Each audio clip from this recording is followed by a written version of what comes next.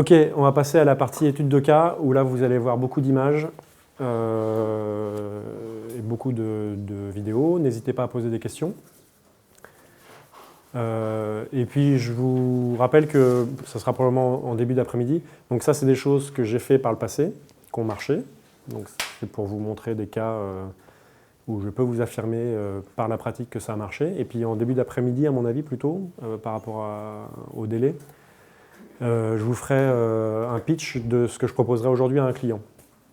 Et vous avez une partie travaux pratiques cet après-midi, mais je ne vous dis pas encore ce que c'est, mais ça devrait être sympa pour ceux qui seront encore là cet après-midi. Qui est obligé d'être là, en fait? Ouais.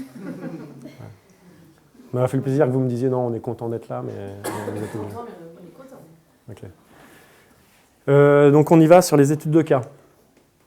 Il va y avoir 3 études de cas. La première s'appelle l'aventure partagée, la deuxième s'appelle la course de sa vie.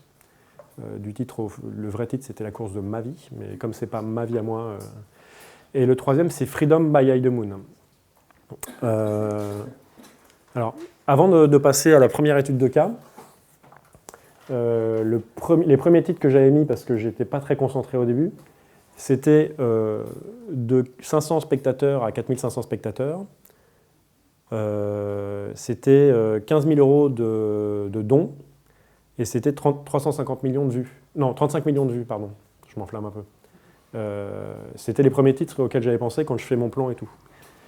Typiquement en storytelling, ça n'aurait pas été des bons titres. Parce que tout de suite, je vous balance des chiffres, machin, alors que là, j'essaie d'être sur des titres qui sont un peu plus évocateurs de quelque chose qui a plus d'âme que juste des chiffres. Donc on va rentrer dans le détail. L'aventure partagée, alors pendant 7 ans, j'ai été responsable du marketing du PB 86, le Poitiers Basket 86. Je suis arrivé dans le club d'abord en bénévole. Les premières années, j'ai fait des... donc je vous ai dit tout à l'heure que j'étais passionné par le fait qu'une balle puisse rebondir et revenir dans la main, et que parfois quand on la jette, elle peut tomber dans un cercle. Et ce que j'aimais surtout dans le basket, c'est pas forcément le fait de mettre la balle dans le cercle, mais plutôt la dynamique collective. Le fait que comme d'autres sports collectifs, on a besoin de l'autre, on partage des émotions, on vit des aventures. Et souvent, le sport, c'est un peu une fausse guerre. C'est Poitiers qui va faire la guerre contre Paris, qui va gagner. Et ce qui est intéressant comme guerre, c'est qu'il n'y a pas de blessés, enfin si parfois, mais très peu. Il n'y a pas de morts, et puis c'est pas si grave que ça à la fin. Mais pour autant, quand on vit ces choses-là, et qu'on est à fond dedans et qu'on a envie de gagner, on ressent des émotions qui sont vraiment exacerbées. Et donc je trouvais ça intéressant j'ai toujours trouvé ça intéressant de vivre ces émotions fortes en se disant qu'au final, c'est pas grave. Ça reste que du sport et un ballon qui rentre ou pas dans un panier. Donc le PB 86, j'ai commencé par faire des vidéos, par aller au match dans la salle du Dolmen à Poitiers, une salle de 500 places, et par filmer les matchs parce que ça me passionnait. Et puis, comme je vous ai dit tout à l'heure, depuis que j'étais petit, je faisais des vidéos, j'aimais bien ça. Et je me disais, tiens, peut-être que je pourrais faire un documentaire de basket. Et donc, j'ai fait mon premier documentaire de basket en 2005 sur le PB 86. Donc, ça a été un DVD qui est sorti, qui était tout pourri, mais qui a eu du succès et qui m'a permis de me lancer. J'insiste sur le fait qu'il était tout pourri, mais que j'assume totalement. Parce que beaucoup... Non, il était vraiment tout pourri, je vois que tu fais la moue, mais si, bon, il était pas mal pourri. Il est important, et ça c'est ce qu'on vous racontera aussi dans le monde des startups pour ceux qui se lanceront, il est important à un moment de se lancer et de faire quelque chose, et de créer la première chose, et même si elle n'est pas parfaite.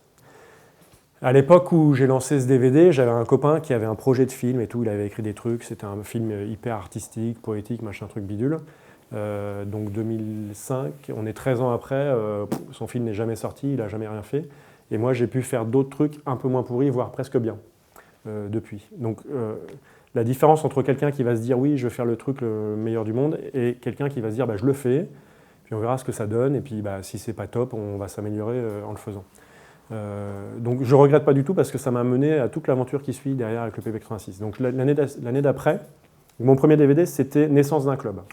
On était je crois que pas me tromper dans les dates, hein. On était en 2005 et il y avait 2 clubs à Poitiers, le CEP et le Stade, ils avaient fusionné pour créer le PB 86. Et donc c'était la naissance de ce nouveau club et j'avais fait un DVD qui raconte toute la saison avec des interviews faites dans mon appartement, avec un drap noir, des éclairages de jardin que j'avais trouvé à 15 € chez Jardiland ou je ne sais pas où. Et donc un micro-cravate à 15 € aussi, donc avec du son un peu dégueulasse. Mais voilà, je m'étais lancé dans le truc. Et c'était dans l'idée de tous les documentaires que j'avais vus quand j'étais petit sur la NBA. J'étais passionné de ça. J'étais vachement content de le faire sur l'équipe du coin. La deuxième année, il se trouve qu'ils sont montés de National 1, donc la 3e division, en Pro B. Et donc là, j'ai fait un deuxième documentaire qui s'appelait Destination Pro B, où on suit toute la saison et à la fin, on voit qu'ils gagnent. Alors le postulat de départ, c'est ils aimeraient bien quand même monter, mais on ne sait pas s'ils vont y arriver. Les choses difficiles dans la saison, il y en a un qui s'est blessé, on a perdu des matchs, on ne sait pas si on va monter. Et la résolution de l'histoire, c'est qu'ils montent. Et l'ouverture vers la suite, c'est mais que va-t-il se passer au niveau de dessus? Est-ce qu'ils vont y arriver? Donc j'ai fait ces 2 documentaires avant donc ça m'a rapproché du club. Et je suis devenu en 2007 le responsable du marketing dans un club qui est passé de la salle de 500 places à une salle, à la salle Lawson Body, que vous connaissez peut-être, à côté de la piscine, qui doit faire 2300 places. Et donc, il y avait la première problématique, c'était de passer, de multiplier quasiment par 5 l'affluence de la salle. Et on ne savait pas est-ce qu'on est capable de transformer 500 personnes en 2300 personnes. Il se trouve que la première année, on n'a pas été capable de faire ça. Et donc, on avait des matchs contre des équipes connues dans le basket, donc Limoges par exemple, ou contre des villes connues, comme Paris, tout simplement. Et dans ces matchs-là, il y avait beaucoup de gens qui venaient. Donc la salle était pleine, on avait 2300 personnes, super ambiance, c'était génial. Et après, la semaine d'après, on jouait contre Boulazac. J'ai rien contre Boulazac, mais... Et Boulazac, on faisait 1000 personnes. Et donc on avait une grosse perte de spectateurs, alors qu'on vivait quand même une aventure qui a un début, une fin, et puis des épisodes. Et donc, on s'est beaucoup concerté, on a réfléchi. Donc on est à l'époque en 2007, YouTube doit être tout neuf, Facebook aussi. Donc on est déjà sur ces réseaux-là, mais pas de façon hyper active.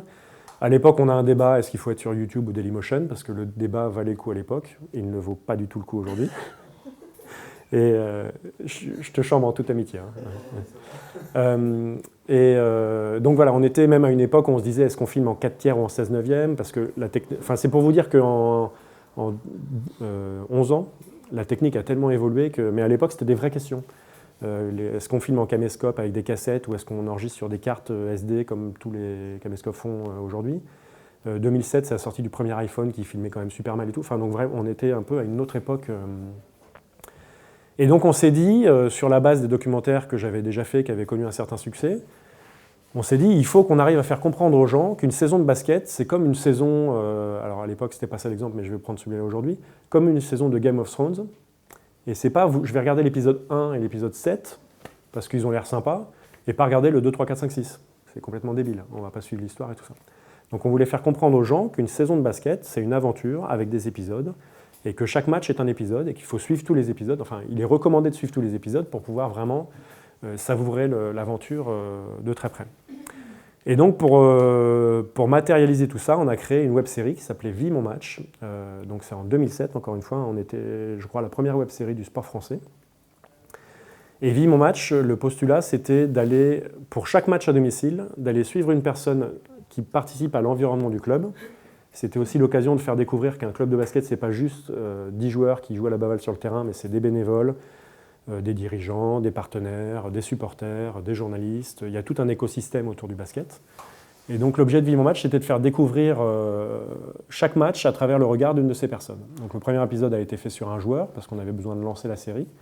Et après, on a fait des épisodes sur un spectateur, sur des bénévoles, sur des partenaires, enfin on a vraiment, sur des journalistes, on a vraiment fait tout le prisme. Et c'est une série qui, pour l'époque, a vraiment bien marché. J'ai plus de chiffres en tête, mais ce que je sais, c'est qu'il y a eu une popularité qui a dépassé Poitiers. Donc Poitiers était, dans sa première saison, en 2e division, et pour autant faisait parler dans toute la France de sa série, et même en première division, les gens parlaient de « mais qu'est-ce que c'est que ce truc ?» Donc on était assez contents de ça, mais surtout, ce qu'on a retiré de ça, c'est qu'on est passé d'un jeu de baballe à une aventure partagée avec les gens. Parce que quand on met les gens comme acteurs de la série, quand on met un bénévole ou un jeune supporter comme acteur de la série, on l'implique, tous ses copains regardent et se disent « bah ouais, ça pourrait être moi », et donc on regroupe tous les gens dans l'aventure. Donc l'idée, c'était de faire devenir que chaque match devienne un événement, un épisode, Une aventure aussi, hein, parce que est-ce qu'on va gagner, est-ce qu'on va perdre.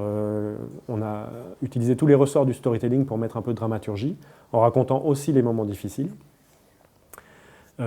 Et on a eu de très forts résultats, puisqu'en fait, on est passé d'affluence irrégulière à affluence haute, jusqu'à un moment où on est passé à guichet fermé, et on est resté plusieurs saisons de suite à guichet fermé. Ce qu'on appelle guichet fermé en sport, c'est quand vous allez le soir du match à la salle et qu'à 2 minutes du match, il n'y a plus de place, vous ne pouvez plus acheter de place pour rentrer. Tout est rempli et tout est... Donc on était vraiment ravis de tout ça. Et je vais vous montrer un exemple d'un épisode introductif de la saison 4 de Vivement Match. C'est le moment où la réalisation devenait un peu mieux et moins bricolée du départ. Vivement Match, après vous allez sur YouTube ou sur Dailymotion, mais on les a mis aussi sur YouTube. Vous tapez Vivement Match, vous pourrez voir plein d'épisodes. Pour vous montrer un peu le ton et comment on a théâtralisé le fait d'avoir ces basketteurs qui jouent au basket. Bienvenue dans la suite des aventures du PB86. Vous allez découvrir le club de basket qui fait rêver toute la France. Depuis 2005, Poitiers, c'est la capitale du Showtime. Et le dunk, ce sont ses 2 premiers points en proie. Les superstars poitevines éclaboussent la proie de leur talent. Aucun adversaire ne leur résiste.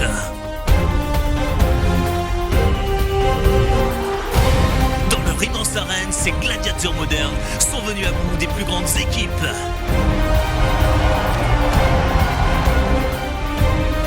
Ils dominent le championnat et cette année encore, ils jouent le titre. Oh la voix, on se calme, hein. On n'est pas dans une série américaine ici. Hein. Ici, on est à Poitiers et on joue le maintien. Ok Cédric, t'énerve pas, je te la refais. Les aventures du PB86 commencent en 2005, époque où le club évolue dans une petite salle de 500 places en National 1. L'année suivante, Guillard, Gomez, Devéat et les autres surprennent tout le monde, remportent le championnat devant Limoges et accèdent en Pro B. Les autres ne défendent pas. No defense. En 2007, l'entraîneur Rudy Nelom est arrivé pour crier des trucs à propos de la défense. Attention à 3 points, il va baigner. Et c'est dedans. Et c'est fini. C'est fini. Poitiers est en finale. Visiblement, Rudy, il a bien fait de crier. Trouve-moi une équipe Pro B qui possède 5 joueurs ayant la volonté de jouer au tarot.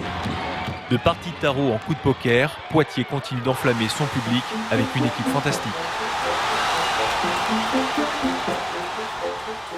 C'est pour ça que les joueurs formés localement vont faire du bien au tarot français.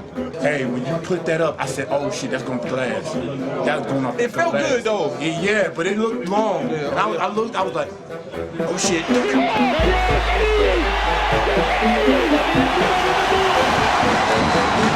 Après avoir perdu en finale en 2008, Poitiers gagne à Bercy contre Limoges en 2009 et décroche son ticket pour la Pro A.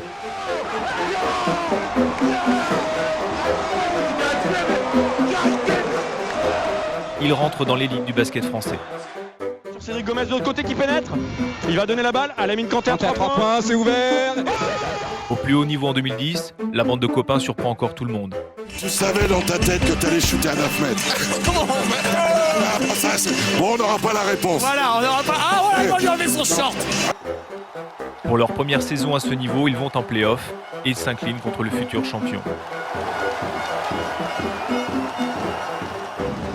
Cholet est trop fort, mais Poitiers a bien lutté.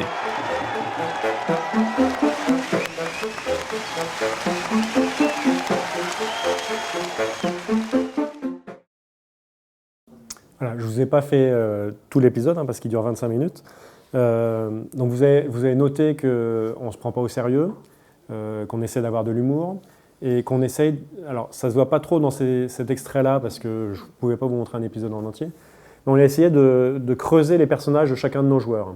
Donc Cédric Gomez avec son petit accent parce qu'il vient du Sud, c'était un personnage qu'on a transformé en Supermez.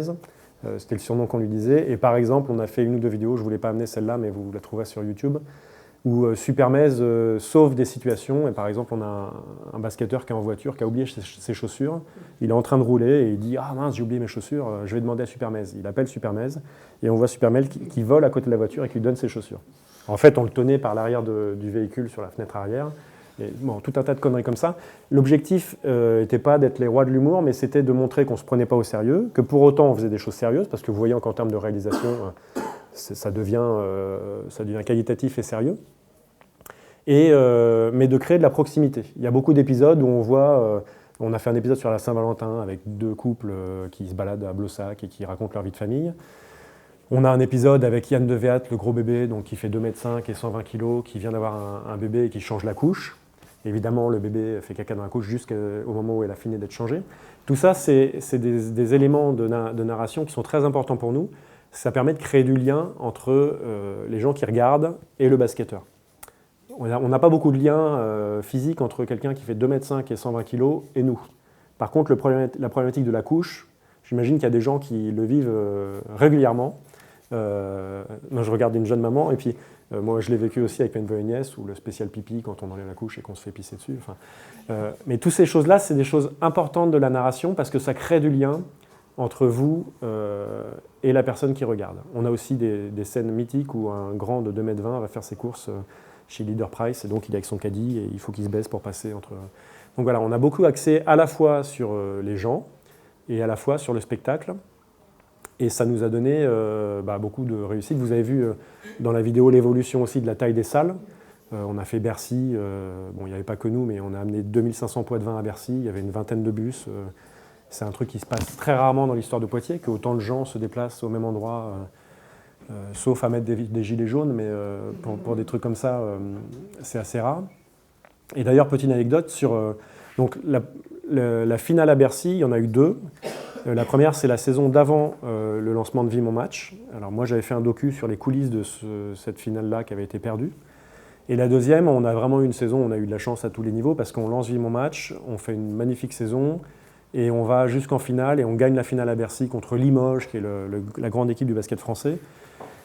Et tout au long de cette histoire, il y a des anecdotes incroyables, on n'est pas loin de perdre, enfin il y a vraiment tout le suspense. Et ça a donné lieu à un documentaire qui s'appelle Vie Mon Match, les playoffs, qui est disponible sur YouTube si vous voulez, et qu'on a fini par diffuser au cinéma à Poitiers, au Méga CGR. On a fait 3 diffusions dans la plus grande salle, à guichet fermé à chaque fois. Et là encore, il y avait quelque chose d'intéressant, c'était de faire revivre aux gens des émotions qu'ils avaient vécues dans la salle. De leur remontrer un spectacle dans lequel ils étaient spectateurs, et puis là, ils revivent le moment. Et dans ces moments-là, il y a l'effet Madeleine de Proust. Je regarde un film, et puis toutes les émotions que j'ai ressenties quand j'étais dans la salle me remontent, et ces émotions, elles vont rester à tout jamais parce qu'il y a un documentaire qui est là, et j'ai des gens qui régulièrement me disent « Tiens, j'ai regardé Vie Mon Match, ça m'a rappelé des choses et tout ». Donc là, il y a vraiment quelque chose d'intéressant dans le narratif. Et quand on passera aux questions-réponses tout à l'heure, il y avait une question sur Internet sur une salle de spectacle, comment faire du storytelling autour d'une salle de spectacle. Et bien, il y a peut-être raconter les coulisses de la salle de spectacle et aussi raconter les grands événements, faire réagir les gens qui regardent les spectacles, enfin voilà, faire remonter ces émotions et essayer de les capturer par la vidéo. Ensuite, je vais vous montrer quelques campagnes de com de l'époque. Donc, il y a tout le côté storytelling qui n'empêche pas la communication, mais on essaie de rester dans la même idée de l'aventure partagée. Et donc là, c'est des campagnes de pub qui ont aussi fait un sacré buzz et qui nous ont permis de nous rapprocher des différentes parties de notre écosystème.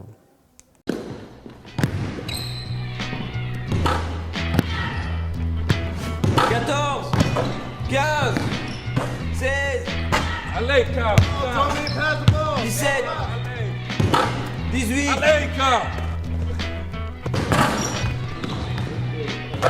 19, comment, allez, 20.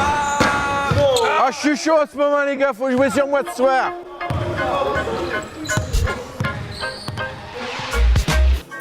Donc lui, c'est un vrai supporter qu'on avait repéré parce qu'on trouvait qu'il avait une gueule. Et là, bien sûr, on rigole avec lui, on ne rigole pas de lui. Mais quand on lui a proposé de venir et qu'il est dans son maillot trop serré et tout ça, et c'est une pub qui a fait un carton et tous les supporters qui voient cette pub se disent « ça aurait pu être moi dans la pub » et se disent « ouais, c'est sympa, il y a une proximité ». Et ça, c'est quelque chose qui est vraiment important. Alors, quand ce n'est pas dans le domaine du sport, il faut le faire avec vos clients, avec vos partenaires, avec les gens qui sont dans votre entourage, mais vraiment de se dire, on n'est pas là juste là pour parler de nous, pour se la péter et tout ça, on est là pour partager la mise en valeur et vraiment faire que les gens adhèrent à notre projet. La pub suivante est dans le même esprit.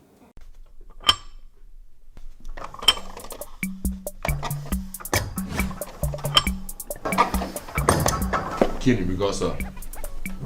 Je travaille tous les jours, mec. par rapport à ma taille et tout, je suis beaucoup plus fort que toi. No, you got those fake blow-up muscles. You give it that's what you got. You ain't got the real muscles like these right here, guys. Mais tu dis n'importe quoi, t'es plus grand que moi, c'est pour ça que t'es le masse. Mais moi, quand je travaille tous les jours, je suis beaucoup plus costaud que toi. Mais regarde ça, regarde. That's because you're little. You got the little man complex. You be sitting there doing fake musculation, it don't work. Tu sais quoi, tu comprends rien. Incredible. C'est toi. Bon, les gars, vous arrêtez le blabla et rajoutez-moi 5 kilos de chaque côté.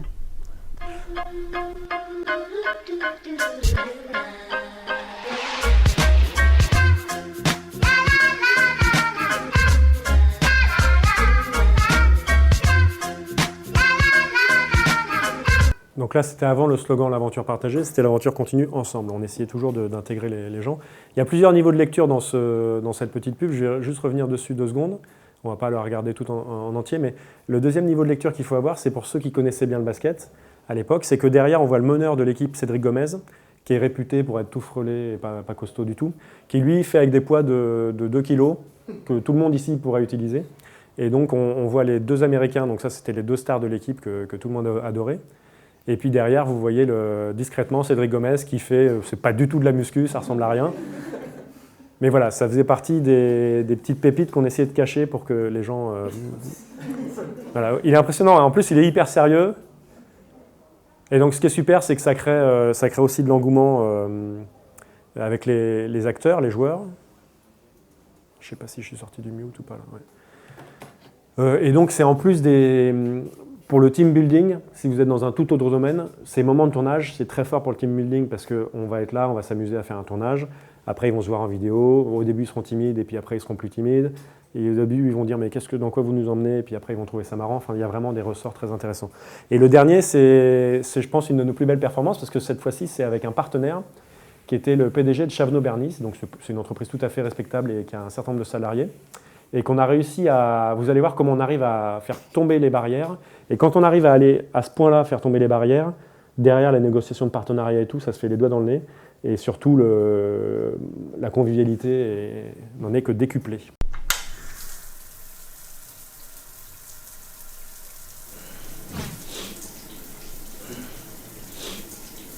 Philippe, passe-moi ton savon, j'ai oublié le mien.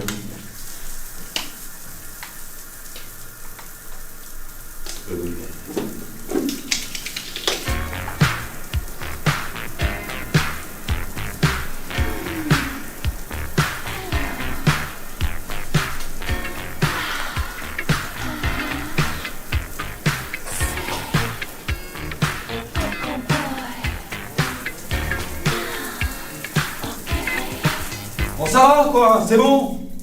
Ça va? Non.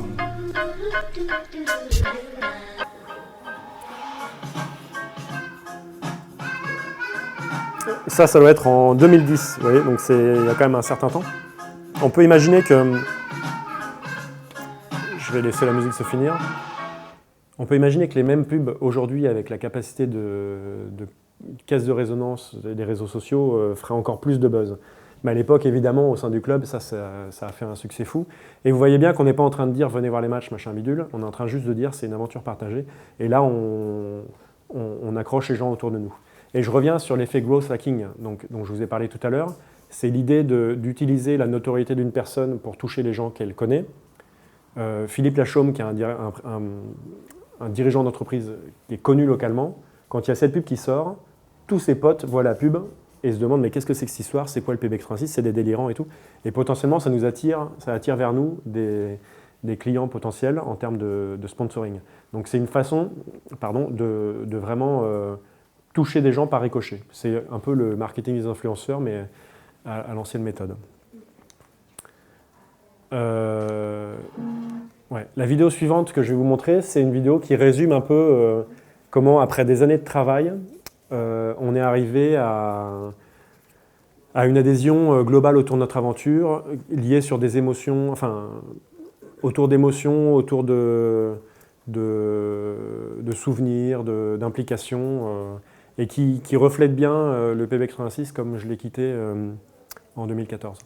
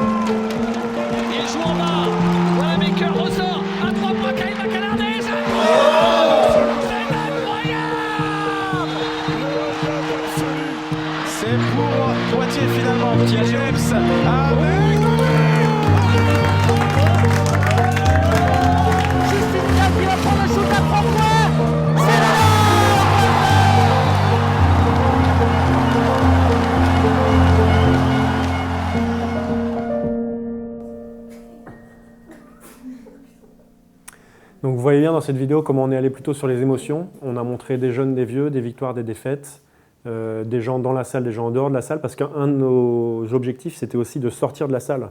Les sports comme le basket, ou même tous les sports, ont un vrai problème, c'est qu'ils sont bloqués dans leur salle. On a certes 2500 personnes dans la salle qui applaudissent, ou 4500 à la meilleure époque, mais l'objectif, c'est de rayonner au-delà des murs de la salle. Donc là, dans ce clip, on a bien montré comment les diffusions sur Internet, les retransmissions radio, tout ce qu'on a pu faire pour raconter notre histoire au-delà de nos murs, a fonctionné et a fait qu'il y avait une forte adhésion. Quelques exemples de storytelling sur d'autres supports. À l'époque, on se posait la question aussi de qu'est-ce qu'on fait comme affiche pour les matchs. Là, c'est une des affiches sérieuses, mais c'est une période où on a testé plein de trucs. Hein. L'idée, c'était de se dire, laissons cours à l'imagination de tous, testons des choses et puis on verra bien. Il y a des choses qui marchent et des choses qui ne marchent pas. Et en fait, quelques années après, les gens ne retiennent que les trucs qui ont marché. Donc, tous nos plantages, ils sont oubliés. Donc là, l'idée de cette affiche, c'était de se présenter plutôt comme une affiche de cinéma. Et de se dire, voilà, il y a un truc qui va se passer aux arènes, mais c'est pas, on n'a pas mis juste un mec avec un ballon pour dire match au samedi soir. Parce que d'ailleurs, match est un terme qu'on a banni de la communication à l'époque. On vendait les soirées basket. Il y a une différence entre un match, où on fait tomber les piles et on casse tout. Il y a une différence entre un match et une soirée basket. La soirée basket, c'est le fait d'aller à la salle, de pouvoir rencontrer ses potes, de pouvoir manger un sandwich, de y aller en famille, de rester après le match pour un petit pot, ou alors d'aller éventuellement dans un bar ou un restaurant. Et vraiment, c'est toute une soirée, c'est pas juste venir au match. Donc on avait banni de la communication match, c'était soirée basket. C'est des éléments sémantiques super importants en fait. De vraiment se questionner sur chaque mot utilisé. Et ça correspond un peu à notre why aussi. Notre why, c'était une aventure partagée, c'était pas juste des ballons dans des paniers, quoi. À une époque, avec le Conseil général, donc on avait beaucoup de partenariats obligatoires, on va dire. Le Conseil général étant un gros partenaire, il fallait qu'on mène une opération avec eux. Pendant longtemps, les opérations avaient été, on met un énorme logo sur le maillot, puis tout le monde est content. C'est quelque chose qu'on a travaillé aussi au PB86, l'habillage de la salle, des maillots et de l'environnement du spectacle. Quand vous allez au Méga CGR, vous rentrez, vous avez des moquettes avec des logos Méga CGR sur le sol et sur les murs. Tout est charté, vous êtes dans un environnement agréable. Quand vous rentrez dans un musée, c'est pareil. Quand vous rentrez dans différentes salles de spectacle, c'est pareil. Nous, on a beaucoup travaillé sur cette image, sur la disparition des logos de toutes les couleurs en mettant des logos juste en monochromie, donc sur un maillot bleu, des logos blancs, sur un maillot blanc, des logos bleus, pour que l'image soit jolie. Parce que ça participe aussi au fait qu'on se retrouve dans autre chose que du sport, mais dans une aventure avec des beaux décors, on va dire. Et quand le Conseil général nous dit qu'il faut qu'on fasse une opération, la première chose que j'ai fait avec eux, c'est que je leur ai dit, écoutez, il faut qu'on soit innovant, il faut qu'on trouve une idée qui nous associe au territoire et qu'on soit dans plutôt de l'association d'images que du placardage sur un maillot. Donc là, en l'occurrence, c'était les géants de la Vienne. Il y a eu toute une série de posters, de cartes postales qui ont été vendues. Et c'était mettre les basketteurs dans des situations à côté de lieux touristiques intéressants de la Vienne. Je vous ai mis que celle-là, mais il y a toute une série, il y avait 12 cartes postales qui avaient été faites. Et ça, c'est un projet qui avait bien marché, qui avait eu un écho national sur des sites de marketing, de tourisme et tout ça, donc c'était assez intéressant. Ça, c'est une de mes affiches de match préférées parce que voilà, c'est les trois des Easy Top, hein, comme on les surnommait. Et donc, il y a plusieurs éléments. Hein. Il y a le surpoids, le bronzage de agriculteurs, toutes ces choses-là. Et ça, donc il y en a deux. Les deux du côté, c'est des supporters, même des pictagoules, donc qui sont dans le club des supporters et qui faisaient les tambours et tout. Et celui au milieu, c'est celui qui avait le studio photo dans lequel on faisait nos photos. Et le jour où on a fait cette photo-là, le gérant du studio s'est dit « Ah moi je vais me mettre dessus aussi ». Donc vous voyez, il y a un effet attirant de pouvoir oser des choses et de ne pas se prendre au sérieux. Toujours notre logique, ça a été de faire quelque chose de sérieux sans se prendre au sérieux, sans jamais se prendre au sérieux. Donc quand on faisait une bêtise, on l'avouait, puis voilà, ça arrivait. Et je pense que ça parle aux gens parce que on leur montre qu'on n'est pas bien différent d'eux et puis ça nous permet surtout quand on fait une bêtise de se faire excuser plus vite. Et puis dans les événements un peu plus grandioses, donc c'est toujours dans la logique de sortir de la salle. Il y a une soirée de lancement qu'on avait fait dans la salle des Pas Perdus, c'est la salle du Palais de Justice. Et où là, l'idée c'était que l'année d'avant, Evan Fournier, que vous avez vu sur certaines vidéos, vous ne l'avez peut-être pas reconnu, qui est un joueur qui joue en NBA maintenant. Evan Fournier était parti l'année d'avant et avait été drafté. Quand on arrive en NBA, il y a une cérémonie qui permet aux équipes de choisir leurs joueurs. Ce n'est pas les joueurs qui choisissent où ils vont, c'est les équipes qui choisissent les joueurs. Et donc on ne sait pas quand on est un joueur, quand est-ce qu'on va être choisi. Et au moment où on est choisi, on est invité à venir sur le podium, à mettre une casquette et à serrer la main du chef de la NBA.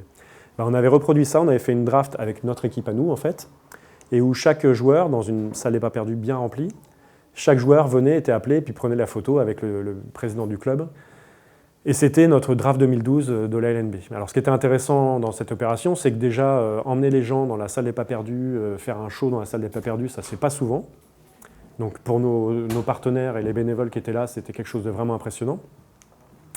Et puis pour les joueurs et tout, c'était une expérience sympa. Enfin voilà, tout le monde s'y est retrouvé. Et on a eu des échos presse et tout ça qui étaient vraiment intéressants. Et puis parmi les autres opérations qu'on a fait, c'est qu'on a mis tous nos joueurs dans la boue. Et on a fait des séances photos, des basketteurs nus dans la boue. Et ça a donné l'objet, ça a été l'objet d'une exposition avec des grandes banderoles c'était plus que du 4x3, ça était du 6x4. Quand on jouait aux arènes, sur le dos des tribunes, en fait, on avait des grandes bannières comme ça, où ces photos-là étaient imprimées sur un tissu type parchemin et imprimées avec de la terre qui était jetée en plus dessus. Donc c'était vraiment une œuvre artistique. Là, ce qui s'est trouvé, c'est qu'il y a un artiste qui nous a dit moi je fais ça. Bon, il y a d'autres artistes qui font ça dans le monde, hein, mais un local qui faisait ça. Est-ce que ça vous intéresse? Et en général, mes réponses quand on nous proposait un projet, c'était systématiquement oui. Après, on voyait si on allait au bout, mais on aimait bien accueillir les idées. Et donc, tout ça, ça participe à sortir de la simple logique de 5 joueurs contre 5 joueurs, et puis on jette le ballon, on espère qu'il rentre dedans, et dans une logique de une aventure partagée, avec aussi un peu stariser nos héros. Et puis, je vous ai vous ai pas mis, mais il y a beaucoup d'exemples, encore une fois, sur la vie quotidienne des joueurs, les Américains qui expliquent comment leur famille leur manque quand ils sont à l'étranger. On a un épisode où il y a la mère d'un joueur qui vient lui rendre visite et qui explique comment elle allait engueuler d'autres joueurs parce qu'il lui avait fait une blague pour son anniversaire. Ils avaient mis des rouleaux de PQ partout dans son appartement, ils avaient enlevé toutes les lumières de l'appartement qu'ils avaient planquées. Et donc, en fait, dans cet épisode-là, on montre la mère qui vient et qui engueule les joueurs, engueule le coach, et on voit que tout le monde c'est une femme noire américaine qui souvent ont du caractère et s'impose, et elle a terrorisé tout le club en fait. Et c'était assez marrant de voir aussi là-dessus l'inversion de rapport entre des basketteurs très costauds, très musclés, qui font toujours les mecs virils, ils font des têtes comme ça, et la mère qui arrive et qui les calme tous, c'était assez marrant. Puis on avait aussi une vidéo avec l'enfant d'un des joueurs, qui justement, c'était l'enfant de Kenny Younger, qui justement jouait contre sa grand-mère, cette femme imposante. Et sa grand-mère, il avait 4 ans, donc il essayait ses tirs, et sa grand-mère contrait tous ses tirs. Et elle balançait les tirs et tout, et à la fin, le jeune enfant finissait en pleurant. Mais l'idée, c'était, la mère nous expliquait, c'est comme ça que j'ai élevé Kenny, on va rien lui laisser de facile. Et donc, mais voilà, c'était des moments touchants où on arrivait à mêler vraiment autre chose que juste le basketteur. Et le résultat de tout ça, alors il ne faut pas nier que dans cette période, on a connu beaucoup de victoires, donc il y a eu aussi l'aspect sportif qui nous a entraînés dans la réussite. Mais je pense qu'il n'y aurait pas eu un lien affectif aussi fort s'il n'y avait pas eu le storytelling autour de tout ça. C'est pas je pense, c'est je sais, parce que pour constater, tous les ans, il y a une équipe qui monte de 2e division en 1re division, et je n'ai pas constaté ailleurs un tel engouement qui a perduré sur des années. Et là, le PB86 connaît des années plus difficiles depuis quelques temps. Je pense que certains spectateurs continuent à venir par rapport à ce qu'ils ont vécu et ce qu'ils ont ressenti à cette époque-là. Et donc le résultat concret quand même pour vous démontrer qu'on peut réussir à remplir une salle, pas qu'en gagnant des matchs, parce que c'était quand même je ne l'ai pas dit en introduction, mais c'était l'argument qu'on m'a sorti dès le départ. Il suffit de gagner les matchs pour que la salle soit pleine. Il ne suffit pas de faire le plus beau film du monde pour qu'il réalise le plus de ventes. Et même en contre-exemple, des gros navets américains font beaucoup de ventes parce qu'il y a beaucoup de marketing et de storytelling autour. Et donc le meilleur exemple, c'était ce match que je vais vous montrer. Voilà. On a fait un match contre Cholet, c'était en décembre d'une année, je ne sais plus laquelle, 2012 ou 2012, oui. Non, 2011. Décembre 2011. Donc un match en décembre qui était à l'époque pas évident à remplir, on ne savait pas qu'est-ce qui allait se passer parce que c'est pendant les vacances, alors est-ce que des gens partent de Poitiers pour aller dans leur famille, etc. etc. Et ce match, c'était après 9 défaites de suite en championnat, on avait un bilan de 2 victoires et 10 défaites, on était dernier du championnat, on avait perdu plein de matchs de façon écœurante pour le public. Et pour autant, vous voyez que les joueurs continuent à communiquer avec le public, et les gens étaient venus et à la fin du match avaient applaudi, alors qu'on avait encore perdu, donc on avait fini à 2-11. Et moi, pour avoir travaillé dans quasiment toutes les salles de France. C'est la première fois que je voyais ça, parce qu'en général, quand il y a de la défaite, il y a souvent des gens qui se mettent à siffler, en fait, dans le sport, dans tous les sports, mais dans le basket aussi. Et donc, on aurait pu s'attendre à ce qu'à la fin de ce match, les joueurs soient sifflés, le coach soit sifflé. Et non, les gens ont applaudi, parce qu'en fait, on avait fait tellement de storytelling et on avait raconté tellement les coulisses que les gens ne se disaient pas « Ah, machin, il est nul, c'est un con ». Les gens se disaient « Ah, machin, je le connais, j'ai vu son histoire, son aventure, je suis triste pour lui ». Et vous voyez comment on a créé du lien affectif, on a renversé la balance et on a éliminé la problématique de la défaite. Alors c'est quand même mieux de gagner des matchs, hein, je ne dis pas le contraire, mais le storytelling et le marketing peuvent aider à lisser ces inconvénients. J'aurais pu faire beaucoup plus long sur le PB86, parce que j'y ai passé 7 ans, on a fait plein de choses qui m'ont beaucoup passionné. Mais c'était à une époque où on n'utilisait pas encore aussi bien que par la suite les réseaux sociaux, même si on était dessus et qu'on utilisait Facebook. Mais je vais vous passer sur un autre exemple plus récent, qui date d'il y a 2 ans. Et c'est la course de sa vie. Alors, dans les vidéos que vous avez entendues, il y avait une voix off. C'était la voix off de Vincent Hulin, qui est un journaliste de France Bleu Poitou, que j'ai connu grâce au PB86 et qui un jour est venu me voir parce qu'il a eu un problème par rapport à une aventure qu'il voulait mener. Je vais laisser vous raconter la problématique de départ, poser la situation initiale.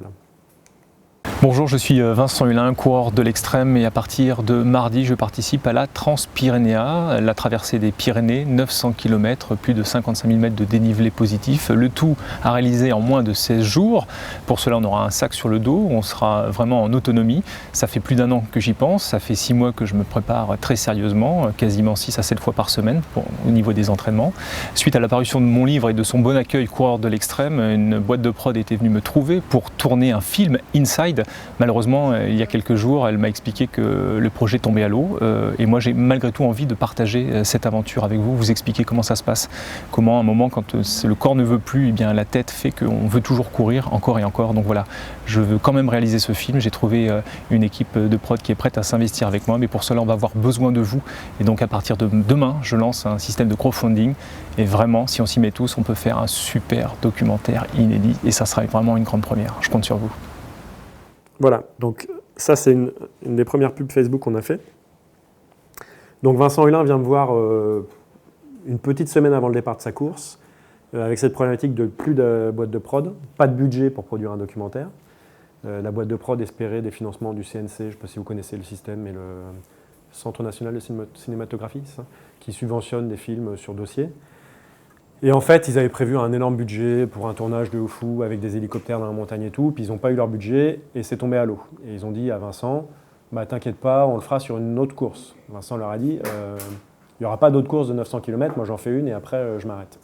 Et donc il est venu me voir en me disant, bah voilà, je suis emmerdé, est-ce qu'on peut faire quelque chose? Et j'ai pas trop réfléchi parce que je suis un entreprenant. Et quand il m'a proposé ça, je lui ai dit, bah écoute, oui, on peut faire un docu.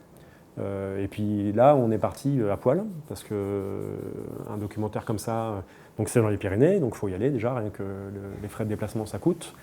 Après, il faut faire travailler des gens, il faut monter une équipe, il faut aller faire des images. Enfin, je vous fais pas le détail du prix d'un documentaire, mais bon, il y a de l'investissement à faire. Et on s'est dit, je me rappelle, c'était dans mon salon, chez moi, un peu à faire des plans sur la comète sans trop savoir si ça allait marcher. On s'est dit, bon, on va faire un documentaire avec des bouts de ficelle, il nous faut 3-4 000 € pour financer les déplacements, les trucs comme ça, et puis on se démerdera bien, on fera un truc qui passera. Je crois qu'il y a ta collègue qui te cherche.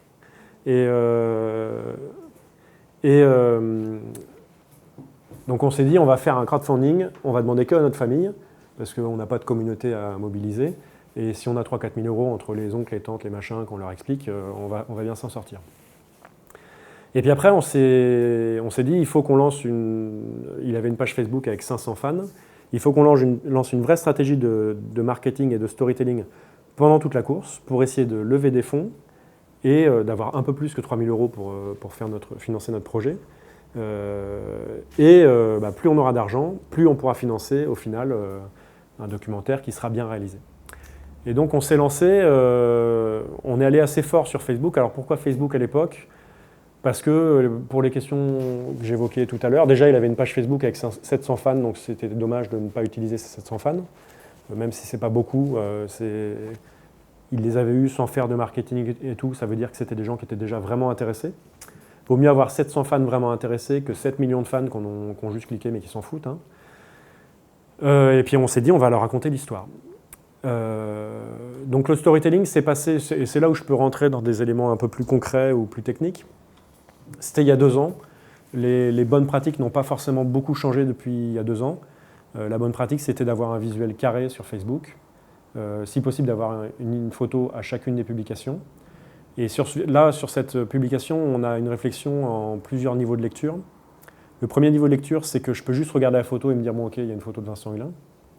Le deuxième niveau de lecture, c'est qu'il y a quand même un texte sur la photo qui va m'inciter qui va me parler d'un message. Et le troisième niveau de lecture, c'est qu'on a des posts qui vont, vous allez voir sur les exemples suivants, qui vont être plus ou moins longs.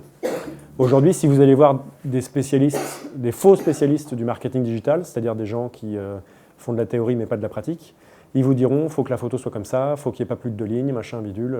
Il y a plein de gens qui racontent n'importe quoi sur YouTube, vous pouvez aller les voir si ça vous intéresse. Le fond du fond, c'est de susciter de l'engagement. Donc il y a des bonnes pratiques dont il est préférable de s'inspirer, mais après l'idée c'est d'engager les gens.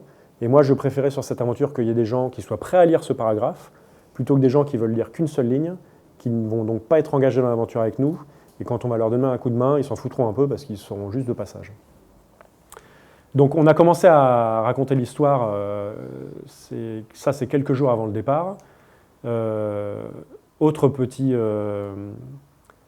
conseil, quand on lance une page Facebook et qu'on veut que les gens la suivent, c'est que vous pouvez leur dire d'aller sur l'outil, il y a un bouton « J'aime déjà » et on peut choisir de voir plus ou moins rapidement ou de façon plus ou moins forte les publications. L'algorithme Facebook se débrouille pour que les pages, leur contenu ne soit pas diffusé de façon trop importante vers le grand public, parce que Facebook souhaite que ça reste une plateforme où vous voyez les publications de vos amis.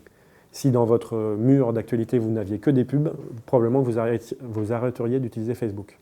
Donc ces dernières années, Facebook a dit « Allez, l'algorithme, on va latter les pages », ce qui est un peu dégueulasse vis-à-vis des pages, parce qu'il y a plein de gens qui ont investi beaucoup pour avoir des pages avec plein de gens qui suivent. Et aujourd'hui, vous faites un post et puis il y a 5 likes alors que vous avez 20 000 followers.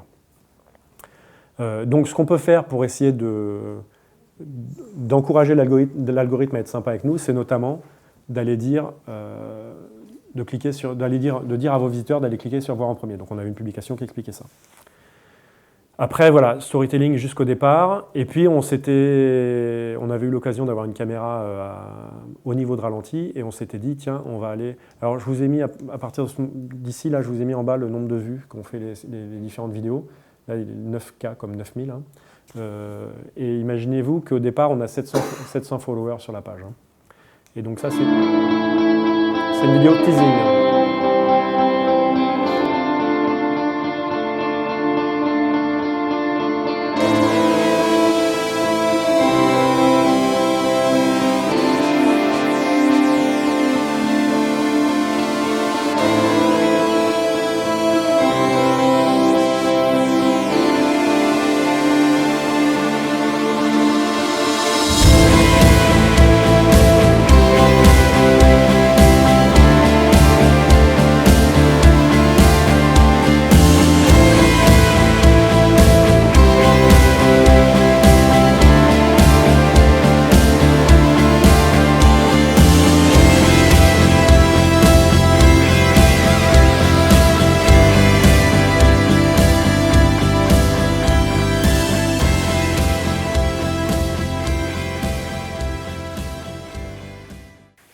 Sur le visage, ça sert à rien. C'était juste qu'on avait une caméra ralentie, ça faisait joli, et puis il est beau gosse. Donc voilà, on voulait.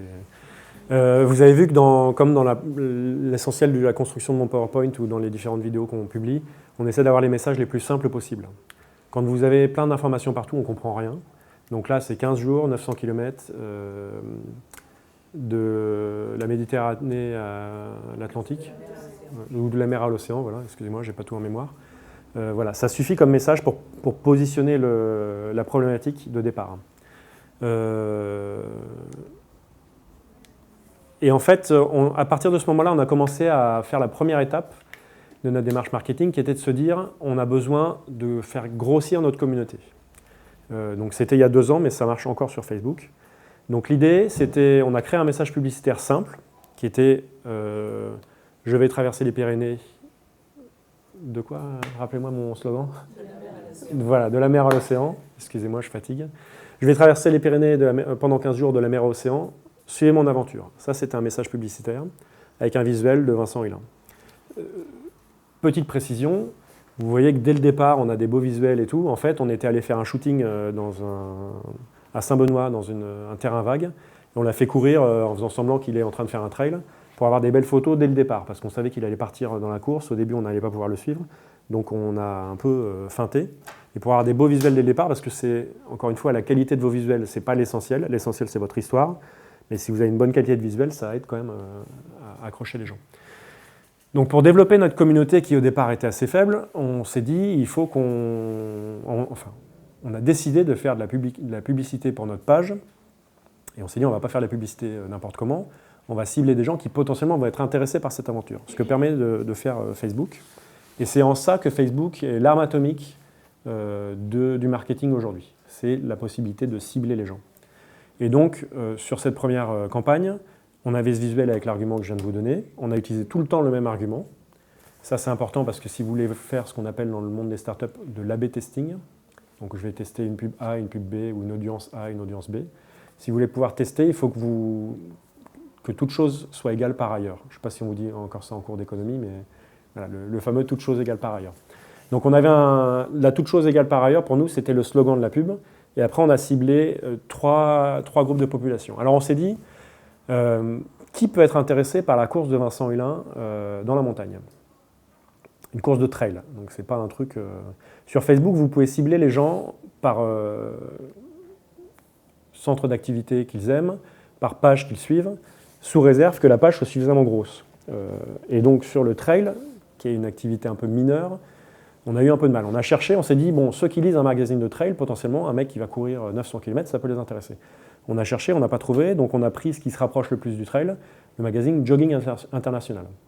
Donc on a pris notre pub et on a fait, je ne sais plus combien on a mis, je vais vous dire des chiffres un peu aléatoires, mais on a mis 25 € sur plusieurs jours, en ciblant les gens qui, en France, lisent Jogging International, et après on n'a mis aucun critère démographique. On n'a pas fait de postulat de départ, on ne savait pas si ça plairait aux hommes, aux femmes, aux jeunes, aux vieux, on ne savait pas. Après on s'est dit, qui d'autre peut-on cibler? Bon, on va faire Poitiers quand même, parce que Vincent Hulin, journaliste à Poitiers, certains le connaissent, peut-être que si on fait la pub sur Poitiers, ça va parler. En laissant le même message qui ne cite pas Poitiers dans ce message, parce qu'encore une fois, toute chose égale par ailleurs, si on veut pouvoir comparer les résultats.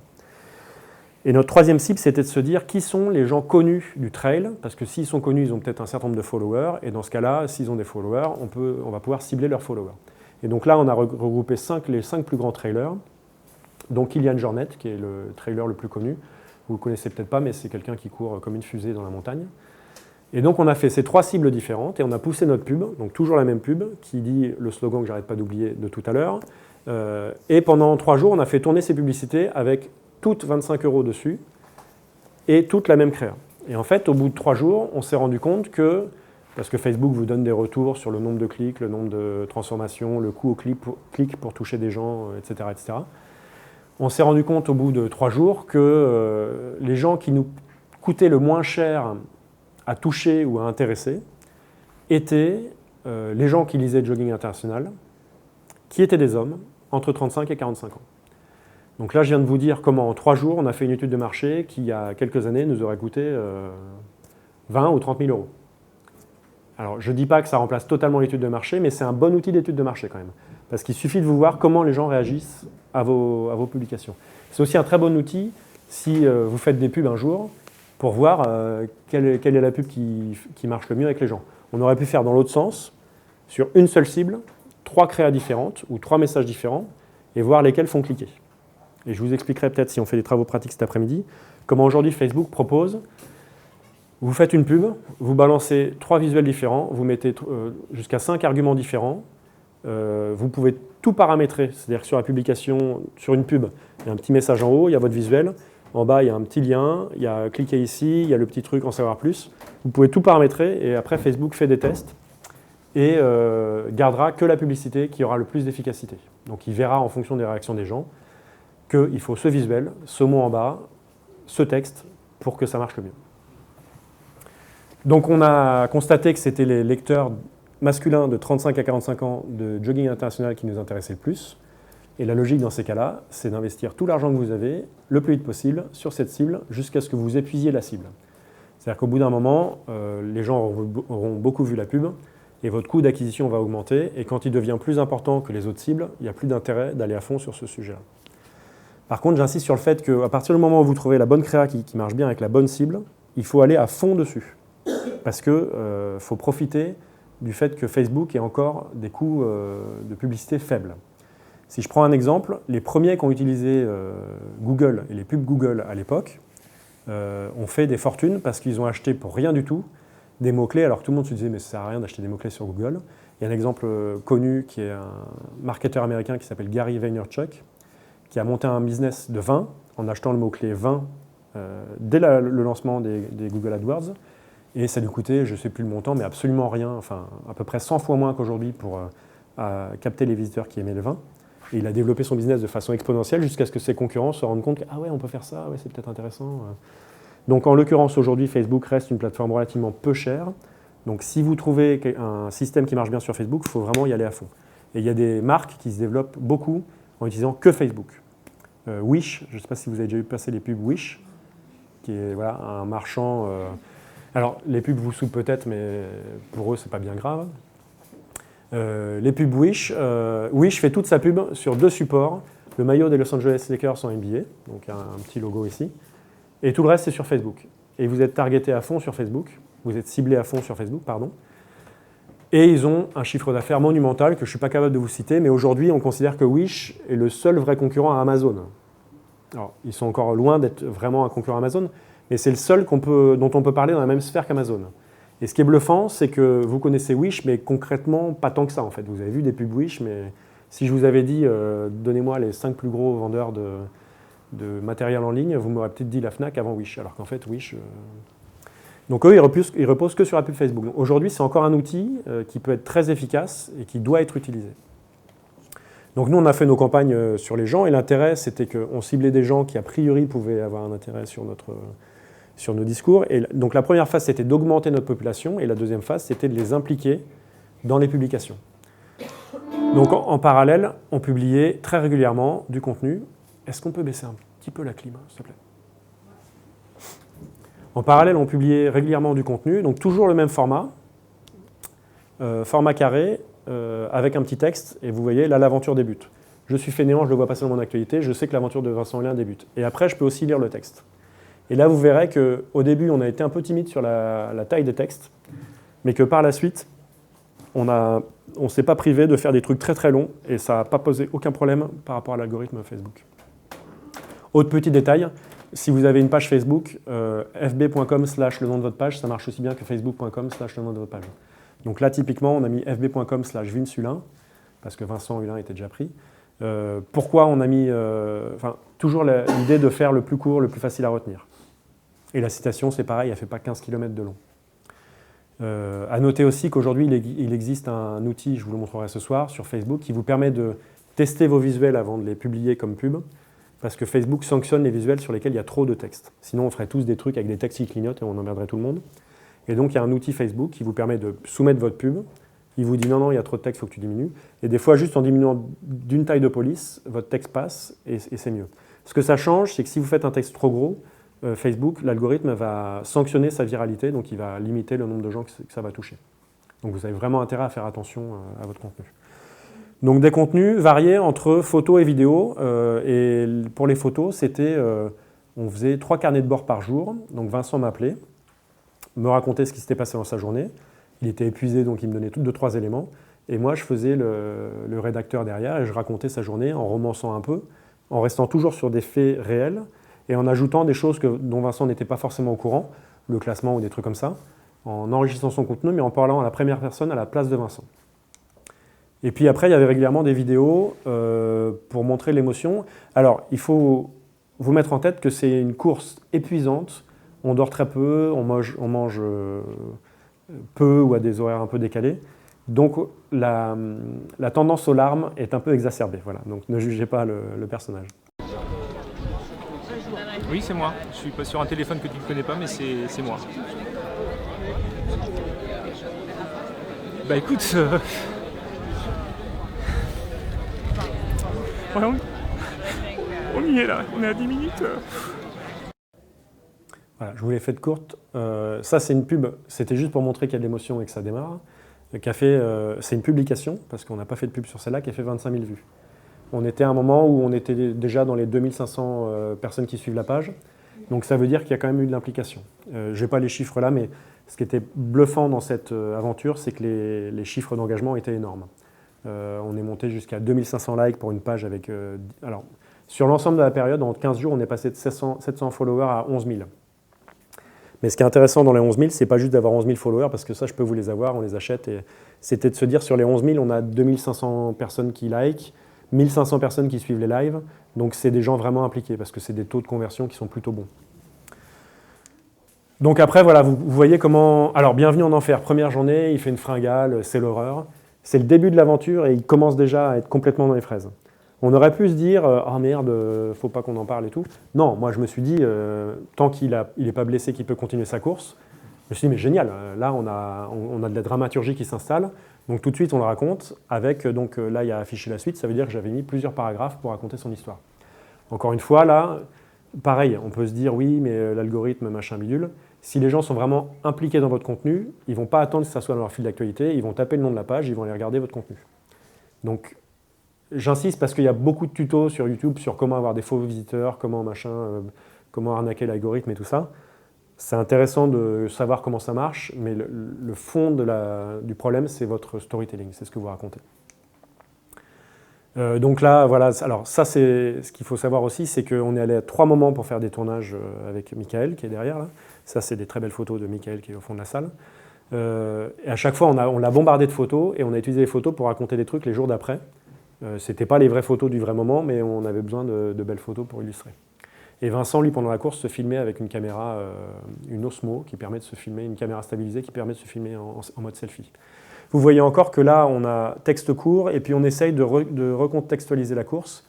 41 sur 900 km, pour que les gens puissent vraiment comprendre juste avec le visuel, ok, où on en est, quels sont les enjeux, comment ça va se passer pour la suite de l'aventure.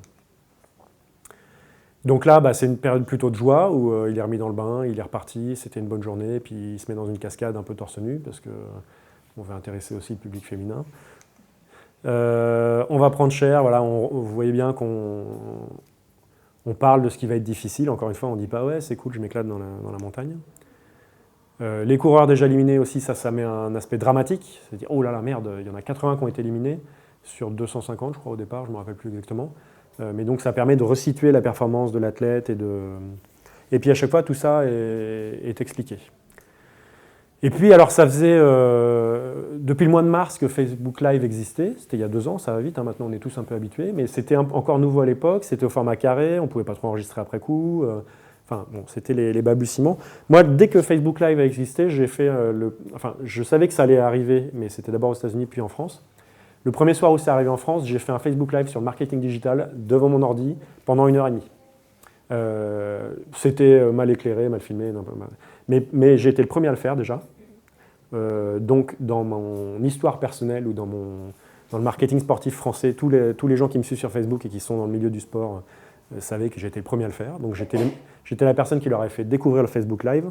Et surtout, ce qui était intéressant pour moi, c'était de pratiquer et de voir comment ça marche, qu'est-ce qui se passe, quels sont les trucs positifs ou pas. Et quand je fais ça, je vais au-delà de tout ce que je peux penser, de la façon dont je suis coiffé, je suis habillé, la gueule que j'ai, des choses comme ça. On s'en fout, hein, faut arrêter de se regarder le nombril. Par contre, on teste l'outil et on voit si on a des choses à raconter. Et donc, quand on se retrouve... Donc là, moi, je l'avais testé en mars. Et quand on se retrouve quelques mois plus tard, donc là, on est... au premier tiers de la course à peu près. On a passé une nuit entière à chercher Vincent. On est arrivé avec Mickaël, on n'a pas dormi de la nuit. On a passé une nuit entière à le chercher dans la montagne, à chercher où était le chemin par lequel il allait arriver pour qu'on puisse l'attraper. Parce qu'en fait, il fait une course totalement en montagne et parfois il croise la route. Et nous, c'est quand il croise la route qu'on pouvait le voir. Et on est en voiture, ça capte moyennement et tout. Et je dis, Mickaël, vas-y, on va faire un Facebook Live. Donc on n'a pas dormi de la nuit. Et on se retrouve à faire ce Facebook Live avec Vincent qui a dormi 3 heures la nuit aussi. On ne s'est pas vu depuis quelques jours et ça a donné... Alors je vous ai fait une version courte parce que ça a duré 45 minutes, mais ça a donné ça. T'en es à combien de kilomètres de course là, Vincent? Alors on a franchi cette nuit les 500, on doit être à 505, 6, un truc comme ça. Et alors j'avoue que le kilométrage m'importait peu, simplement je m'étais dit à partir du moment où on sera au 500e, ça voudra dire quelque chose. Donc là on est au 500e, donc là ça commence à vouloir dire quelque chose pour moi, quoi. On accélère parce qu'il y a un camion derrière, mais Vincent, tu peux prendre ton temps, hein. On va attendre que le camion nous double. Voilà. Et notre coureur de l'extrême arrive. Là ça a failli ne pas passer là. Tiens, regarde ton Facebook Live. Recule, recule. Et moi je vous connais pas les gars, je me casse. Donc il y a un camion qui a essayé de nous doubler et qui a failli avoir un accident avec un bus. C'est ça, Mickaël? C'est ça, c'est absolument ça. Voilà. Les amis, on va bientôt rejoindre notre coureur de l'extrême. Je vous invite à partager ce live qui va durer encore quelques minutes, le temps que... Je suis coincé. Mais tu vas être obligé, Mickaël. Non mais je peux pas, je suis coincé là. Si, il recule derrière. Je peux pas, je suis coincé, putain. Il recule derrière, Mickaël. Je ne peux pas, je suis contre le trottoir. Faut que je te le dise. Donc Mickaël est coincé, il est colère. Donc on a eu un... Vas-y, mets-toi sur le côté là. Je peux pas. Hop, l'autre il va reculer. Donc, bon en fait il pouvait, il a fini par reculer. Alors c'était un moment marrant parce que c'est un moment de tension, et ça arrive, hein, on n'avait pas dormi depuis je sais pas combien d'heures, on était stressés. Et surtout, faut vous imaginer que Mickaël qui conduit a failli se prendre le bus dans la gueule, hein, donc il a quand même un niveau de stress qui a monté. Et je vous montre aussi aujourd'hui parce que vous voyez que c'est pas parce que c'est un moment où on s'engueule un peu, enfin surtout lui il s'engueule. C'est pas pour ça que ça participe pas à l'histoire et que c'est pas marrant. Ce Facebook Live donc a fait 24 000 vues. C'était un vendredi matin à 8h10. Donc imaginez quand même, on dégaine le truc, on fait ça à l'arrache, on se dit bah allez on va le faire, on va raconter l'histoire. Encore une fois, on essaye de le faire sérieusement mais sans se prendre au sérieux. Parce que bon bah on a des gueules un peu de déterrés, puis c'est filmé, ça bouge et tout ça. Mais ça a connu un succès incroyable et surtout il y a beaucoup de gens, ça faisait donc juillet, mars, j'ai pas fait le calcul en tête, juillet c'est le numéro 7, donc ça faisait 4 mois que ça existait. Il y a beaucoup de gens qui ont découvert Facebook Live à travers Vincent Hulin. Donc pour eux ça, ah ouais ce matin j'ai vu un truc en live et tout, enfin vous voyez ça participe. Et donc on a eu plein de gens qui arrivaient au bureau en fait et qui disaient ah salut Vincent, bah nous on est au bureau et tout. Et alors nous on leur répondait bah qu'est-ce que vous foutez à regarder Facebook au bureau, vous n'êtes pas censé bosser. Bon mais ça a vraiment super bien marché. C'était un moment clé de l'aventure, un tournant assez intéressant. Et donc c'était 500 km, donc on avait passé le milieu de l'aventure, donc il avait déjà 500 km dans les jambes, vous imaginez, il était bien fatigué. Donc là encore un message qui a pour but d'être inspirant, hein, aller au bout de mon rêve. Et une publication qui a vachement bien marché. Et je suis con en fait, j'aurais dû mettre les engagements. Et là on arrive pas loin de la fin de la course, et puis encore une fois, donc une vidéo qui n'a pas été boostée, qui a fait 50 000 vues. On le retrouve à Gourette, dans le brouillard. Son coéquipier, à un moment dans la course, il a été rejoint par un coureur qui a couru avec lui. Son coéquipier s'est blessé pendant la course. Donc là j'ai dit à Vincent, tu filmes, alors que l'autre il était vachement triste et tout, mais l'idée c'est quand même que je sais au moment où ça se passe, la blessure n'était pas grave, hein, au moment où ça se passe, je sais que ça va être un élément narratif super important. Donc j'ai besoin qu'on fasse des images de ça. Donc voilà, si vous êtes dans un truc professionnel et que vous cassez quelque chose, je sais pas, enfin il se passe une anecdote, c'est intéressant de la filmer parce que c'est aussi ça que les gens vont retenir, surtout si vous le prenez avec humour. Et donc là on se retrouve à Gourette, c'est pareil, il n'a pas dormi de la nuit.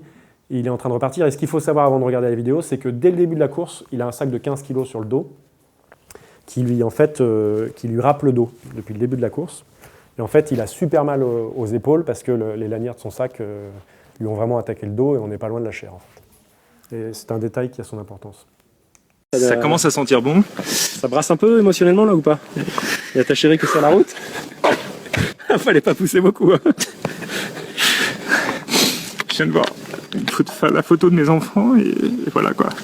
C'est pas facile parce que je suis dans ma bulle et que voilà, faut que je reste concentré sur ce que j'ai à faire pour faire le job et après on aura l'occasion de tout lâcher. Tu fais aussi cette course pour eux là, c'est... Bah, bien sûr, je pense à eux, et je sais qu'ils me suivent, qu'ils sont derrière et ça me donne, c'est bien parce que ça me booste et c'est eux mais c'est aussi vous, c'est tous les gens qui sont derrière quoi. Donc voilà, je sens qu'il y a tout le monde derrière, qu'il y a tout le monde a envie que j'arrive et je le fais pour moi, mais je le fais pour tout le monde et pour partager ce bonheur. Et même si j'ai les larmes aux yeux, c'est quand même du bonheur quoi. Il faut aller au bout, mon pote, là, parce que ça commence vraiment à prendre une bonne tournure, ce docu. Ouais, donc mais faut surtout rester concentré. Faut surtout que t'arrêtes de me taper sur les épaules. Ça me fait un mal. C'est vrai, j'avais oublié. Ah ben, on est sympa, nous on tape sur les épaules. Non, mais ça va. Ouais, ça va le faire. On y croit et attends, quand même, on est des poids de vin ou pas? Bah, et puis 606 bornes. Hein, Dédé? Je peux t'appeler Dédé, t'es du Poitou. Ouais, bien hein sûr. C'est que dalle. Donc, non, mais ouais. voilà, ça va le faire carrément. Ça sent bon, voilà, tout va bien. Physiquement, ça va super bien. Mentalement, ça va aussi. Donc voilà. Non, mais c'est. Bon, alors attends, c'est pas fini, c'est clair, mais il n'y a pas de raison que ça se passe mal. Voilà, c'était pour vous dire tout ça. Alors, on n'a pas beaucoup dormi, donc les blagues de merde sur Dédé du Poitou, ça fait aussi partie du truc. Et ça réexplique aussi les larmes. Je vous remets le contexte là, parce que vous êtes peut-être en train de vous faire embarquer dans l'histoire. L'objectif de toute cette histoire, de ce storytelling, c'est de financer un documentaire, c'est de faire un documentaire. On aurait pu passer notre temps à aller chercher des sponsors, je ne sais pas où, à droite, à gauche, et pas du tout raconter la course. Mais nous, on a vraiment choisi de créer une communauté en se disant, on va faire un crowdfunding derrière, ça va marcher. Enfin, on se l'est dit pas trop au début quand on pensait que ça serait que notre famille qui paierait, mais au fur et à mesure, quand on a vu que les gens commençaient à commenter, à liker, on s'est dit que ça avait bonne tournure. Alors, il faut savoir qu'on avait créé en parallèle un groupe privé. À chaque fois que quelqu'un donnait sur le crowdfunding, on ne communiquait pas trop pour l'instant sur le crowdfunding, je vous expliquerai comment on a communiqué plus vers la fin. Mais on avait créé un groupe privé Facebook et à chaque fois que quelqu'un participait au crowdfunding, il rentrait dans le groupe privé Facebook. Et sur le groupe privé Facebook, on donnait plus de vidéos, plus d'anecdotes, plus de choses croustillantes et des fois même Vincent s'adressait à eux en direct. L'intérêt des groupes privés Facebook, c'est que c'est moins sanctionné par l'algorithme puisque c'est des gens qui décident de rejoindre un groupe. Facebook considère qu'ils ont envie de voir ce qui se raconte dans ce groupe. Donc l'utilisation des groupes privés aussi, c'est très important et beaucoup de gens ne le font pas. Donc là, c'était pour vous montrer... Alors, on a fait un live à l'arrivée à... C'était où? Ouais, là-bas. C'était pas Biarritz, à chaque fois je mélange. Michael va faire des recherches documentaires. À l'arrivée, on a fait un live qui a duré 1h30. Qui a eu 1500 personnes de moyenne pour le regarder.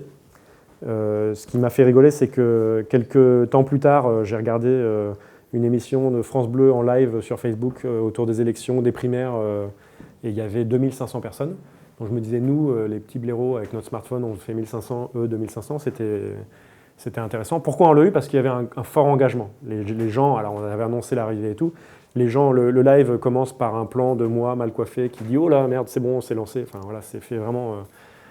Et ça dure 1h30. Vous voyez qu'on a 691 partages, 63 000 vues et 3300 commentaires. Ça commence à être sympa sur une page où il y a 10 000 followers. Donc ce live a duré 1h30 et c'était vraiment un beau moment de l'aventure. Donc tout ça, ça a donné quoi au final? Alors je vais vous expliquer maintenant comment on a fait comment on a boosté le financement. Donc vers la fin de l'aventure, quand on sentait que c'était bon, parce qu'il y avait quand même une question pour nous, c'est que s'il se pète le genou au milieu de la course, le film, soit c'est un film avec pas un happy end, soit il est mis en péril. Donc on s'est dit, on va attendre qu'il soit assez proche de la fin pour demander de façon plus claire aux gens de nous soutenir pour le financement du documentaire. Et donc à partir de à peu près les 3/4 de la course, pour ceux qui ont faim, on va finir dans 20 minutes à peu près, hein, je suis désolé. À peu près aux 3/4 de la course, on s'est dit c'est bon, là on lance les campagnes de publicité. Et donc ce qui est intéressant sur Facebook, c'est que vous pouvez cibler des gens qui ont regardé vos contenus. Donc notre stratégie, c'était de se dire, on a fait plusieurs vidéos, je ne vous ai pas montré là, mais plusieurs teasers, plusieurs bandes annonces. Notre stratégie, c'était de dire, toute notre pub, on va la faire sur les gens qui ont regardé plus de 75% de la durée de nos vidéos. Qu'est-ce que ça nous dit? Ça nous dit que ces gens-là, ils n'ont pas vu juste passer une vidéo et qui fait une vue et voilà. Ça veut dire qu'ils ont regardé la vidéo et quasiment jusqu'au bout. On peut faire 25, 50, 75 ou 100% de la vidéo. Je déconseille les 100% de la vidéo parce qu'il suffit que vous ayez un petit truc à la fin avec un logo et que les gens zappent. Vous perdez ce... Et donc on a fait des pubs en disant voilà, on va faire un documentaire, on a besoin de votre aide, vous partagez l'aventure avec nous, allons jusqu'au bout. Et on a ciblé des gens qui avaient vu notre contenu et qui étaient engagés dans notre contenu. Et l'idée pour nous, c'était de se dire, je ne sais plus exactement, c'était il y a 2 ans, mais en gros, quand on avait dépassé les 3 000 € la mise de départ pour financer les frais de déplacement, on s'était dit, à chaque fois qu'on a un don de 1 €, on réinvestit 20% du don dans du marketing. Donc à chaque fois que quelqu'un donnait 100 €, bah, on mettait 20 € dans du marketing. Ça nous a permis, au final, d'avoir un budget de 3 000 € de pub Facebook. Si on nous avait demandé au début, alors qu'on n'avait pas une thune, pas un moyen et tout, ouais, il faut mettre 3 000 € de marketing sur Facebook, on aurait dit non, t'es fou, ça ne va jamais marcher. Par contre, avec cette dynamique positive de dire bah, l'argent que je reçois, je le réinvestis, on a pu monter jusqu'à collecter, donc, c'est ici, 15 650 € de dons. J'insiste sur le fait que c'est des dons. Ce n'est pas un crowdfunding où en échange, on vous promet d'avoir ci ou de ça. C'est, les gars, on essaie de faire un docu, on galère, si l'aventure vous plaît, aidez-nous et faites-nous un don. La seule chose qu'on promettait, c'est que vous serez invité à l'avant-première. Et donc, c'est ce qui donne encore plus de valeur à ces 15 000 €. 15 000 € pour une grosse entreprise, on pourrait dire c'est pas beaucoup. Pour des gens qui partent faire un docu, c'est le budget d'un docu. Alors pourquoi 15 000 €? Parce qu'on avait dit, en gros, il nous faut 15 000 € pour faire un bon docu, et on s'arrêtera là. On ne veut pas profiter de la générosité des gens. Donc quand ça arrive à 15 000, on a fermé. Enfin, on a récupéré 650 en plus, parce que quand même, on est un peu capitaliste, mais mais on a fermé à 15 000. Je pense qu'on aurait pu monter à 20 ou 25 000, parce qu'à la fin, c'était une ambiance de fou, et tout le monde nous suivait. Et donc, on a 456 contributeurs, donc vous voyez que le panier moyen n'est pas énorme, enfin, il est autour de 30 €. Et ce qui est intéressant, c'est que l'aventure nous a permis aussi d'avoir des propositions ou des demandes de sponsors qu'on n'avait pas sollicitées. C'est aussi ça qui est intéressant dans le storytelling. Vous racontez une histoire, des gens s'associent à l'histoire, aiment bien, et si vous restez naturel et que vous posez vos problématiques sans réclamer, mais vous dites « Ah là, on a besoin de ça et tout », vous allez avoir des gens qui spontanément vont venir vers vous. On a eu les gens du centre de conférence de Poitiers qui nous ont contactés et qui nous ont dit « On a une salle de conférence, on vous la met à dispo gratuitement si vous voulez diffuser votre film en rentrant. » Ce genre de salle, c'est 1 500 € de location. On a dit « Ah ouais, sympa, super, on va la prendre 2 soirs. » Puis ils ont dit oui. Et donc ça nous a permis de faire une avant-première avec les gens qui ont suivi l'aventure et de faire une deuxième avant-première avec ceux qui n'ont pas pu venir à la première avant-première. Et ce qui est aussi intéressant dans ces avant-premières, excusez-moi, je fais une petite parenthèse, mais on a dit aux gens, bon, on a eu le budget, merci, vous nous avez aidés, on va se faire plaisir quand même, qu'est-ce que vous voulez qu'on fasse comme traiteur pour l'avant-première, parce que quand même, il faut qu'on s'occupe de vous. Les gens nous ont dit, on ne veut pas de traiteur, on va amener des quiches, on va les découper, on va amener des gâteaux, on va tous manger ensemble. C'était dans l'esprit de l'aventure, donc ça ne nous a pas surpris, mais c'est absolument génial de se dire, on est arrivé à un tel niveau que les gens, ils sont tellement engagés qu'ils vont venir partager avec leur bouffe avec eux, nous voir, discuter, raconter les anecdotes, dire voilà quand tu as pleuré en parlant de tes enfants, etc., etc. Vous voyez, et quand on est à ce niveau d'engagement, on peut faire beaucoup de choses. Après, avec tout ça vient quand même une responsabilité éthique. Le premier exemple de notre responsabilité éthique, c'est d'avoir arrêté les 15 000 € quand on a atteint les 15 000 €. Mais voilà, je vous laisse chacun face à votre éthique, mais ne pas abuser de la confiance des gens, parce que si vous la perdez à tout jamais. Donc moi, dans tous les projets que j'ai menés, je pense que j'ai réussi à préserver la confiance des gens. Et alors, un de nos outils marketing les plus forts sur la fin pour lever des fonds, ça a été cette vidéo qui a été vue 134 000 fois, pardon, et c'est la bande-annonce du film en fait. Et on a fait une bande-annonce avant de faire le film. C'est souvent ce qui se fait de toute façon, pour dire regardez, ça va ressembler à ça, aidez-nous à financer parce que c'est quand même assez joli. Direction les Pyrénées que certains traversent en ce moment à pied et même en courant. C'est la Transpyrénéa, 900 km en pleine montagne, près de 55 000 mètres de dénivelé positif, d'est en ouest, de la Méditerranée à l'Atlantique. Expérience, vous l'avez compris, inédite pour des coureurs de l'extrême, parmi lesquels se trouve en ce moment Vincent Hulin. J'ai soif, j'ai faim, j'ai besoin de m'asseoir, me reposer.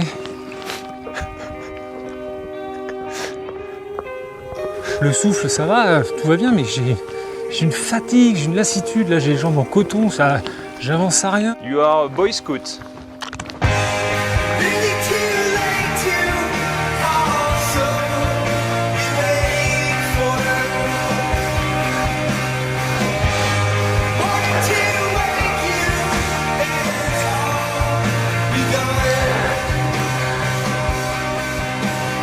Je suis ton père.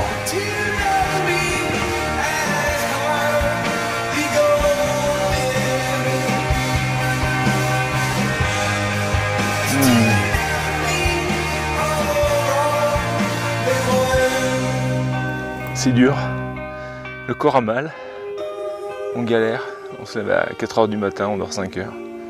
Mais c'est pas grave parce qu'on vit ça. Et ça franchement ça n'a pas de prix.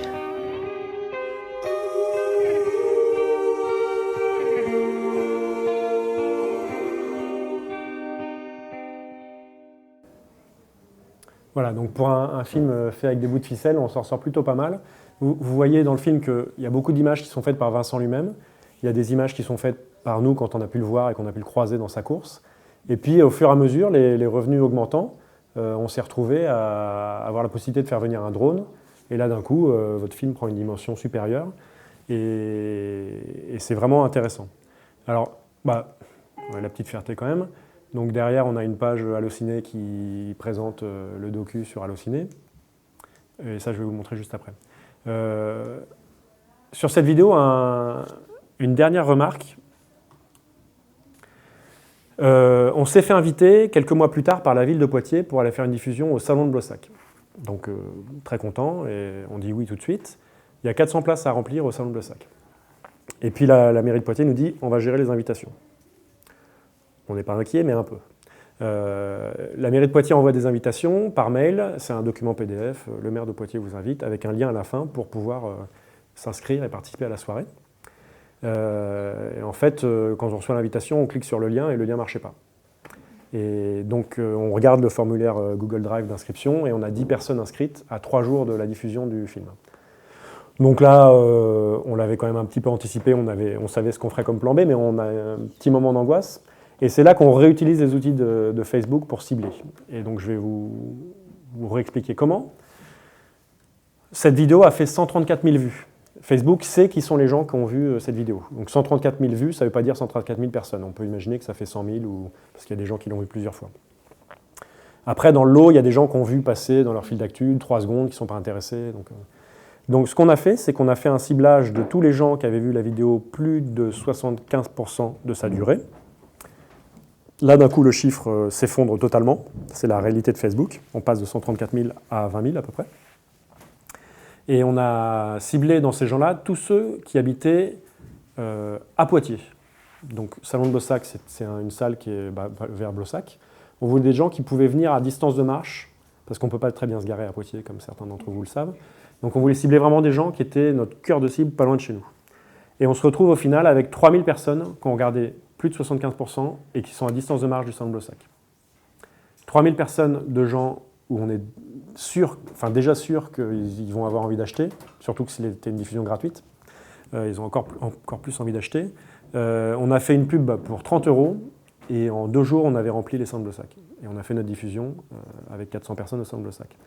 Donc vous voyez comment, à chaque étape, le marketing qui consiste notamment, je le répète, je l'ai dit plusieurs fois, mais à raconter une histoire, à faire que les gens s'engagent avec l'histoire et à recibler les gens qui sont intéressés par l'histoire, c'est le meilleur marketing possible aujourd'hui.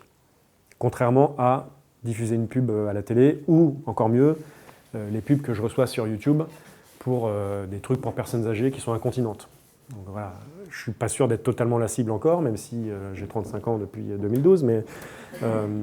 Et donc voilà, aujourd'hui, la bonne méthode, c'est vraiment ça. C'est de faire un contenu, d'attirer les gens sur le contenu et de recibler ces gens-là. Et le contenu, au départ, on essaye qu'ils ne vendent pas tout de suite. Ils racontent avant de vendre.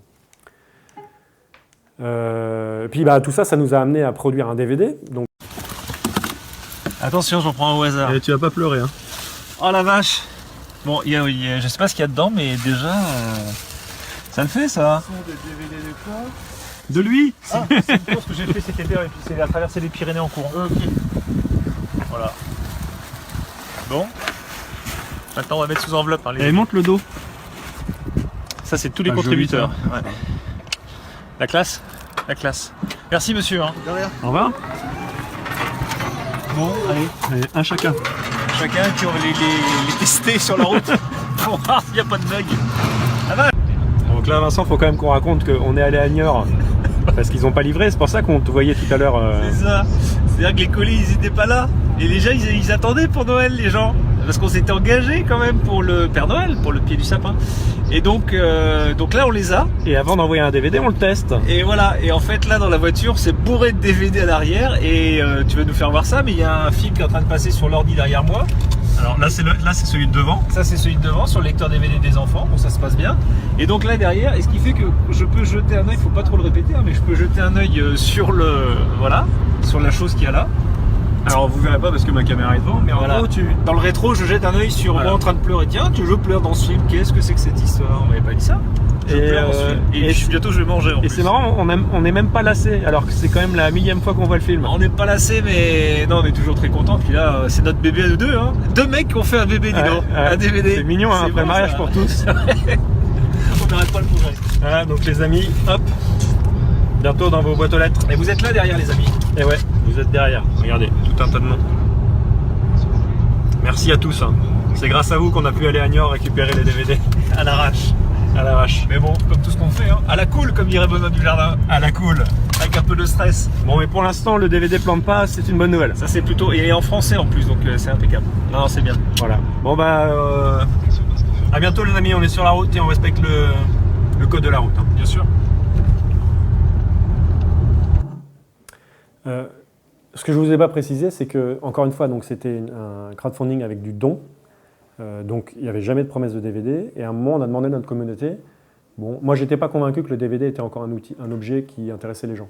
Et on a demandé à la communauté, le groupe privé en l'occurrence, dans lequel il y avait 450 personnes, on leur a dit, ça vous intéresse qu'on fasse un DVD ou pas? Et les gens nous disaient, ouais, il faut faire un DVD. Et on leur a dit, bah écoutez, on va faire un DVD, et ce qu'on va faire, c'est qu'on va vous proposer un tarif préférentiel. Et donc les gens qui nous ont fait un don ont en plus payé pour le DVD. Parce que ce n'était pas prévu, on avait déjà dépensé les sous, on n'avait pas les sous pour ça. Mais c'est pour vous prouver quand même le niveau d'implication des gens. Et donc on a évidemment, quand on a fait le DVD, on s'est dit on va mettre tous les contributeurs au dos, c'était le minimum à faire dans les remerciements, et puis on les a mis aussi au générique. Donc là vous voyez aussi qu'on raconte, ça c'est une vidéo qui a été diffusée publiquement et dans le groupe privé, on raconte chaque étape, on ne se prend pas au sérieux et on montre l'avancée de la préparation du DVD. Et après, ce qui est intéressant, c'est que les DVD, on en a fait 2000. On avait nos 500 contributeurs qu'on a acheté tous à peu près un. Ça fait quand même 1500 DVD à vendre derrière. Donc, quand on est revenu de Niort, on s'est arrêté au milieu dans un bois, au milieu de la route. Vincent Hulin au milieu de la route, je lui balance des DVD dessus. Et puis, on a filmé un message publicitaire. Vous avez vu aussi que la caméra dont je parle quand je suis en voiture, c'est ça. Hein, c'est pas une caméra... Salut les petits amis, et ben voilà, ils sont là, les fameux DVD. Alors, c'est pas pour vous prendre en traître, mais si vous le voulez, au pied du sapin, vous avez jusqu'à ce jeudi midi pour passer commande. Vous êtes prévenus. Joyeux Noël! Voilà, ça c'est une pub Facebook qu'on a diffusée à tous les gens qui avaient vu la bande-annonce plus de 75% du temps. Parce qu'a priori, ils ont vu la bande-annonce du film, ils sont peut-être intéressés par le film. Le film n'était pas sorti en diffusion, sauf dans une salle à Poitiers. Donc, en les ciblant comme ça, on génère des ventes. Et ça, c'est le message pour le salon de Blossac. Bon, je vous le remets vite fait, mais c'est comme ça qu'on a, en ciblant les 3000 personnes dont je vous parlais tout à l'heure, c'est comme ça qu'on leur a parlé. Salut les petits amis, bonne année et heureuse année. Benoît Dujardin qui, derrière cette caméra, s'associe à moi pour vous souhaiter plein de bonnes choses. Alors 2016, c'était quand même déjà bien terminé pour certains, puisque le Père Noël avait été très sympa. Il avait apporté le DVD La course de ma vie. 2017 va bien commencer. Alors vous nous manquez un petit peu, mais on a un rendez-vous à vous donner. Ça se passe le jeudi 12 janvier à partir de 19h30 au salon de Blossac à Poitiers. On va pouvoir voir dans une salle magnifique le film et puis suivi des débats et des échanges avec vous dans la salle. Donc on vous donne rendez-vous, mais pour cela il faut vous inscrire. Il n'y aura pas de place pour tout le monde. Bonne soirée et à jeudi. J'ai pas rien oublié, j'espère. Si? Dis donc. Bonne soirée. T'es trop con. Encore une fois, l'idée, c'est de ne pas se prendre au sérieux, et je vous promets que ça marche de ne pas se prendre au sérieux. La conclusion, quand même, de toute cette aventure, c'est que le DVD, le film, vous ne pourrez pas le voir sur YouTube parce qu'il a été vendu à la télé. Il est diffusé sur la chaîne Trek. On a signé un contrat de 3 ans pour la diffusion du film. Donc, je vous imagine bien, enfin, je vous laisse imaginer quand on était dans notre canapé, qui vient me voir, qu'il a été planté par sa boîte de prod, qu'on ne sait pas comment on va financer, qu'on va demander à des amis pour avoir 3000 €, on ne s'imaginait pas arriver à la télé. Et ensuite, l'autre chose, c'est qu'on a été invité à différents festivals et que le festival de Bressuire nous a remis le prix de l'émotion. Donc c'est ce qu'on voulait faire passer de toute façon dans notre aventure. Et puis le DVD est disponible en pay-per-view sur Vimeo, en l'occurrence, une occasion d'utiliser la plateforme vidéo Vimeo qui a du sens. Donc tout ça pour vous dire qu'en partant de pas grand-chose, en ayant un objectif un peu trop ambitieux et puis en faisant bien du storytelling, on a réussi à créer une communauté autour de nous, en utilisant bien les réseaux sociaux, et à financer un projet et à prendre beaucoup de plaisir à le faire. Et on va finir par une expérience de viralité. L'expérience de viralité, c'est avec la société Hide the Moon, qui a été créée par des étudiants de l'IAE, que vous connaissez peut-être, alors des étudiants que j'ai rencontrés ici, en l'occurrence. On fait passer un petit papier pour que vous puissiez signer. En fait, ça m'intéresse de savoir qui est là pour assister à la conférence. Je sais qu'il y a beaucoup de gens de l'IAE, mais pour les autres. Et donc, j'ai fait une intervention sur les financements participatifs parce que j'en ai déjà fait 4 de réussis dans ma vie. Levez-vous, ceux qui ont fait sonner leur téléphone. Lors de cette conférence sur les financements participatifs, j'avais croisé donc Paul et Adèle, qui étaient à l'IAE, qui sont venus me voir en me présentant leur projet. Et leur enthousiasme m'a intéressé, donc je leur ai proposé de les accompagner gratuitement et de faire la campagne que vous allez découvrir juste après. Donc ils avaient une idée à financer et on a évité de faire un emprunt, d'être étudiant et de se mettre un emprunt de 30 000 € sur le dos. Ça a donné, je vous fais une version courte de cette aventure, ça a donné ce spot sur Facebook qui explique très bien tout le projet. On en a ras-le-bol de la fameuse pochette de soirée. On en a marre de perdre ses clés, de pas les retrouver et de pas pouvoir rentrer. On n'en peut plus de se toucher les fesses pour vérifier que son portefeuille n'a pas disparu. Et franchement, c'est la honte de rendre un ticket de vestiaire dans cet état-là. On a toutes déjà galéré. Et ça, c'est terminé. Salut, nous sommes Adèle et Paul. On vous souhaite la bienvenue à l'Observatoire, notre lieu de travail, qui est aussi notre salon. On s'est fixé comme mission de vous permettre de sortir en toute liberté en ayant au plus près de vous vos affaires précieuses. Pendant des mois, nous avons dessiné, appelé, calculé, rédigé, trié, prototypé. Et on peut désormais vous présenter Vintage Dreams, le premier ensemble avec cachette secrète. Ce soutien-gorge unique a des cachettes sur les côtés et dans les bonnets.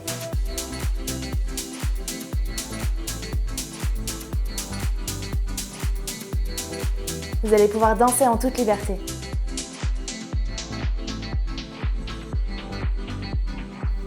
Vintage Dreams est pratique, esthétique et confortable.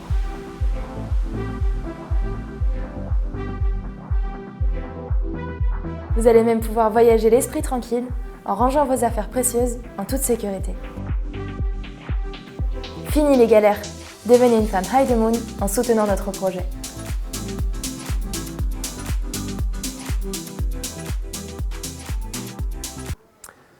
Alors cette vidéo, en soi, c'est pas la chose la plus importante du projet, mais il y a quand même des choses importantes dans la vidéo. Vous allez retrouver des éléments de la communication narrative dont je parlais tout à l'heure. On a positionné la problématique de départ, d'en avoir marre d'avoir un sac quand on est en boîte de nuit. Après, on a présenté des héros, qui sont Paul et Adèle. Et puis le suspense un peu de cette aventure, c'est est-ce qu'ils vont réussir à financer leur soutien-gorge avec cachette secrète.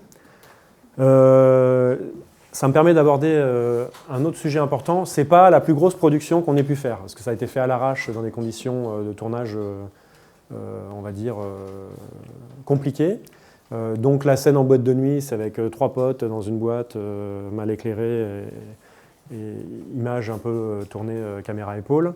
On a une scène qui est tournée chez eux où à un moment on s'est planqué dans la cuisine parce que chez eux c'était trop petit. Enfin bref, c'est pas les meilleures conditions de tournage, mais il faut se dire qu'à un moment, il est plus important de sortir des images et de se lancer dans un projet que de passer 200 ans à ne pas sortir d'images, sachant que le projet, on ne sait même pas si ça va plaire aux gens. L'essentiel, c'est que son message soit bien construit et qu'on ait des images qui sont acceptables. Je dis ça parce qu'on en parlera tout à l'heure. Dans le marketing aujourd'hui, le storytelling par la vidéo, c'est super important, mais beaucoup de gens passent trop de temps sur, on va dire, il y a une opposition entre la création et la documentation. Ce que je vais appeler la création, c'est prendre son temps de faire un truc super léché, super beau, hyper joli et tout ça. Ça prend plus de temps de faire de la création parce qu'il faut les bons éclairages, etc., etc. Et la documentation, documenter ce qu'on est en train de vivre, c'est juste filmer ce qui se passe et puis pouvoir le montrer, même si ce n'est pas les meilleures images du monde. Ce que vous avez vu tout à l'heure, quand on est dans la voiture avec Vincent Hulin, qu'on a récupéré les DVD, c'est tourné à l'iPhone, c'est pas le meilleur son, c'est pas la meilleure lumière, mais c'est pas grave, on raconte quelque chose. Il faut savoir trouver le juste équilibre entre les deux, parce que si on est trop dans la création, on veut trop faire un truc bien, eh ben on crée beaucoup moins de contenu et on a beaucoup moins de chances qu'il y ait un de nos contenus qui attire l'attention des gens et qui cartonne. Parce que souvent, quand même, et vous le verrez dans le pitch que je fais au Club Parisien par la suite, souvent l'idée c'est quand même de produire beaucoup de contenu et de voir lequel marche. Parce que c'est fini l'époque où on a décidé qu'il fallait montrer ça dans une pub pour que ça marche. Donc cette vidéo a pas mal circulé et elle a commencé par être reprise par... Alors d'abord on l'a publiée sur la page Eye the Moon, donc vous noterez que le format de la vidéo, c'est une vidéo qui est un peu plus que carrée en termes de hauteur. Le format parfait aujourd'hui d'une vidéo pour Facebook, Facebook le dit lui-même, c'est une échelle en ratio de 4 de large par 5 de haut.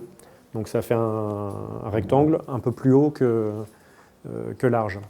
Pourquoi ce format-là? Parce que, je ne sais pas si j'ai Facebook d'ouvert, tout simplement si vous regardez sur votre écran, un visuel en 16/9 prend beaucoup moins de place qu'un visuel en format carré. Donc le but c'est d'utiliser le plus de place possible sur l'écran pour qu'on soit bien visible en termes de visuel. Ça a choqué, on revient à la création versus la documentation, ça a choqué beaucoup de créatifs qui disent « Ah bah non, une vidéo c'est 16/9 ». Bah oui, une vidéo c'est 16/9, mais une story maintenant dans les différentes applications qu'on utilise, c'est 16/9 mais dans ce sens-là. Donc c'est plus 16/9, c'est 9/16. Donc il ne faut pas être trop romantique non plus par rapport au format, mais ça c'est une bonne pratique de mise en ligne Facebook, sauf qu'on n'avait pas vérifié à l'époque, mais bon, ça ne nous a pas empêché d'avoir de bons résultats, si en utilisant l'outil dont je vous ai parlé tout à l'heure, l'outil qui vérifie qu'il n'y a pas trop de texte sur votre image, on n'avait pas vérifié est-ce qu'il n'y a pas un peu trop de texte sur cette image. Je pense que ça ne passerait pas le test de l'outil parce qu'il y a quand même beaucoup de texte. Toujours est-il qu'on a une vidéo 16/9 et au-dessus on a mis un texte d'accroche pour qu'on comprenne bien le message et en dessous on met des sous-titres parce que 70% des vidéos regardées sur des smartphones sont regardées sans le son. Par exemple, là, si vous embêtez, vous pouvez regarder une petite vidéo. Merci monsieur de dire oui, tu es en train de regarder une vidéo quoi.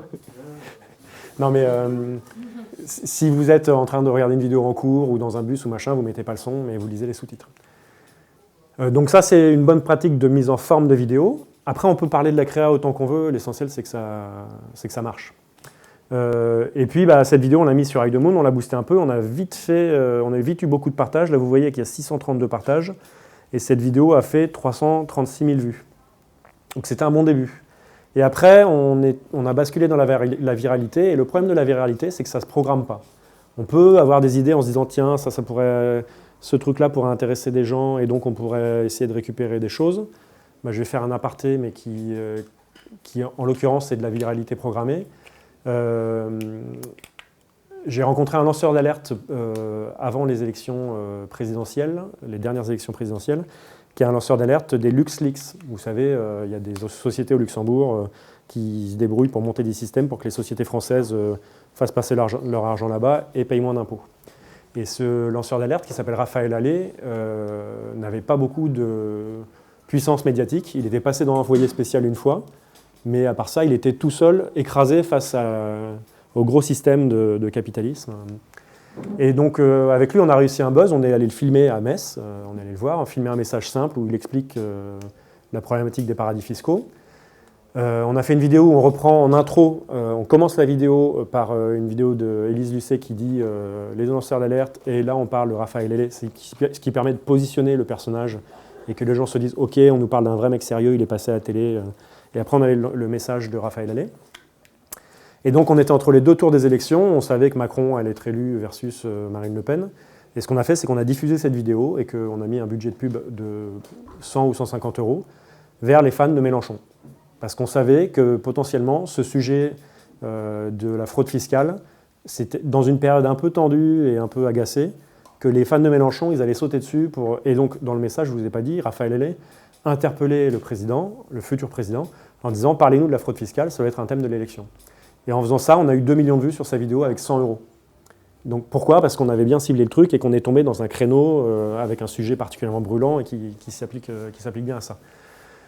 Il y a quelques viralités qu'on peut maîtriser comme ça, mais il faut quand même des sujets très forts. Après, quand on ne peut pas maîtriser la viralité, on fait notre mieux, puis on attend qu'il y ait un coup de chance.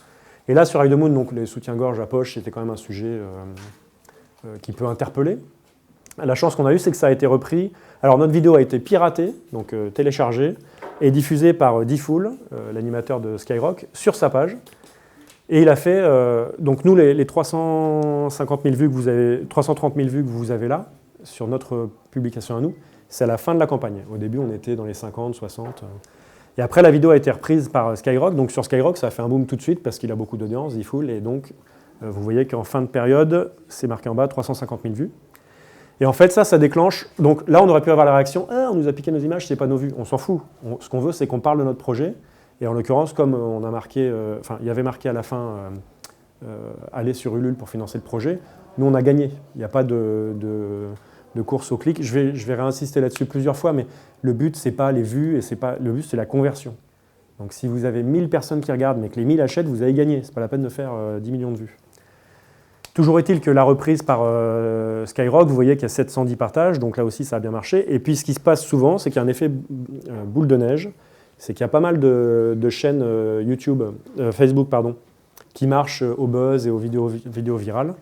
Et donc, on s'est repris par Topito. Alors là, c'est Topito Shopping, mais il y a plusieurs Topito différents qui nous ont repris.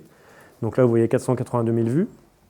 Je ne vous cache pas qu'on commençait à être bien content parce que je pensais que la campagne avait un potentiel, mais j'avais promis 200 000 vues au début. Hein, donc là, on est déjà à 1 million. Après, ça a été repris par Les Éclaireuses, qui a fait 2 600 000 vues. Peut-être des chaînes que vous regardez parmi vous. Et après, par Le Démotivateur, qui a fait 26 millions de vues. Donc là, à chaque fois, les gens... Alors, première reprise de D-Fool. À partir de ce moment-là, on s'est dit, bon, OK, il y a un truc, il y a d'autres gens qui vont nous demander. On a fait une banque d'images de toutes les images qu'on trouvait bien dans les tournages qu'on avait fait, qu'on a mis à disposition dans la revue presse du site, et on disait aux différentes chaînes, vous voulez faire votre vidéo avec nos soutiens-gorge, faites-vous plaisir, faites le montage que vous voulez, nous, ce qu'on veut, c'est parler de nous. Et encore une fois, quand je fais ça, je lâche tout l'aspect créatif. Je m'assois sur le créatif, mais je m'en fous, le but, c'est qu'on parle de moi. Et c'est ce qui a fait que les uns et les autres ont repris, et au total, on a fait 35 millions de vues, donc ce qui est quand même une campagne plutôt réussie en termes de visibilité. Et ça a permis à Hide-the-Moon de réaliser son financement participatif. Alors, je vais revenir là sur un sujet que je viens d'aborder. Donc, ils ont vendu 156 soutiens-gorge, ce qui leur a représenté 12 000 €. Donc, c'est tout ça de prêt qu'ils n'ont pas eu à faire. Ils ont pu lancer leur première collection et même démarrer la deuxième collection. Le point noir qu'on pourrait voir sur cette campagne, il faut toujours analyser son travail après coup, c'est qu'on a fait 35 millions de vues. Le suite des chiffres, je vais vous dire un peu de mémoire parce que je n'ai plus les chiffres exacts. Sur ces 35 millions de vues, on doit avoir 20 000 personnes qui sont arrivées sur la page Ulule pour acheter le soutien-gorge. Et vous voyez que sur les 20 000, on en a 150 qui ont acheté. Donc, il y a deux soucis de conversion. Le 20 000 qui devient 150 sur du financement participatif, ce n'est pas très élevé. C'est pas très loin de la moyenne parce qu'il y a beaucoup de gens qui vont sur les pages et puis qui après n'achètent pas, mais c'est quand même pas très élevé. Et par contre, le 35 millions qui amène 20 000 personnes, c'est qu'il y a un moment où notre truc, il a intéressé les gens, ça les a fait kiffer, mais il n'y a pas eu la volonté d'achat. Donc là-dessus, Paul et Adèle, qui sont les créateurs, ont eu un travail d'analyse a posteriori. Ils étaient très contents, hein, ça leur a fait... en 2 mois, ils ont fait une campagne de com, ils étaient connus partout en France. Alors dans la Vienne, c'était les stars de partout, donc ils avaient tous les rendez-vous qu'ils voulaient partout. Mais ils n'ont pas coupé un travail d'analyse du résultat et de se dire « Ok, c'est super, mais là, on a quand même une histoire de conversion, donc qu'est-ce qui se passe ? Est-ce que ce modèle-là, esthétiquement, n'est pas celui qui plaît à nos consommateurs et consommatrices, en l'occurrence ?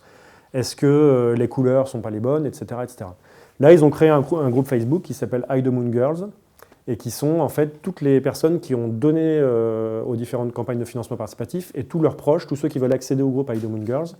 Et dans ce groupe, ils travaillent avec les clientes potentielles pour savoir qu'est-ce que vous voulez comme soutien-gorge, comment il doit être, quelle couleur, quel format, qu'est-ce que vous n'aimez pas dans notre produit. Bon, tout ça, c'est quand même plutôt positif parce qu'ils ont pu avancer en 3 mois comme ils auraient pu avancer en 1 an et demi. Enfin, ils auraient pu passer ces 3 mois-là à faire des demandes de prêt. En gros, le prêt bancaire dont je vous parlais au départ. Et puis je vous ai fait une petite vidéo raccourcie pour vous montrer où ils en sont aujourd'hui.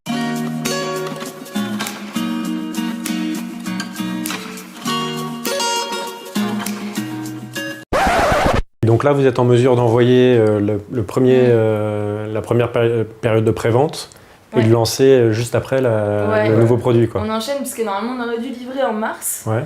En fait, au début, tout le monde a pris un peu de retard, donc un peu accumulé. Et puis après, la prod, c'est pas forcément qu'ils ont pris du retard, mais c'est qu'ils ont voulu faire vraiment les choses bien. Et donc on a reçu pas mal de prototypes pour vérifier la qualité et tout ça, donc forcément ça a pris un peu plus de temps que prévu. Donc il se trouve qu'on livre en juin, mais nous depuis tous ces mois, voilà, on travaille sur des nouveaux projets et forcément là il se trouve qu'on est prêt pour lancer un nouvel enseigne. Alors justement, donc les nouveaux projets, là on est le mercredi, alors je sais pas quand ça sera diffusé, mais on est le mercredi 13 juin. Dans 2 jours, vendredi, vous lancez sur France Bleu encore le prochain modèle. Ça a bien marché la dernière fois, pourquoi pas. On y retourne. Le nouveau modèle, il s'appelle donc Cosmic Fever. Qu'est-ce qu'il a de différent sur... Il a rien à voir. Il a toujours 4 cachettes secrètes aux mêmes endroits, donc ça c'est vraiment resté identique. Par contre, l'ensemble est noir, c'est un bandeau, donc il y a des bretelles amovibles. Il y a des empiècements avec un plumty, donc qui est un peu transparent. Enfin voilà, en termes de lingerie, ça n'a rien à voir. Le premier était plus confort et lui est un peu plus sexy, on va dire.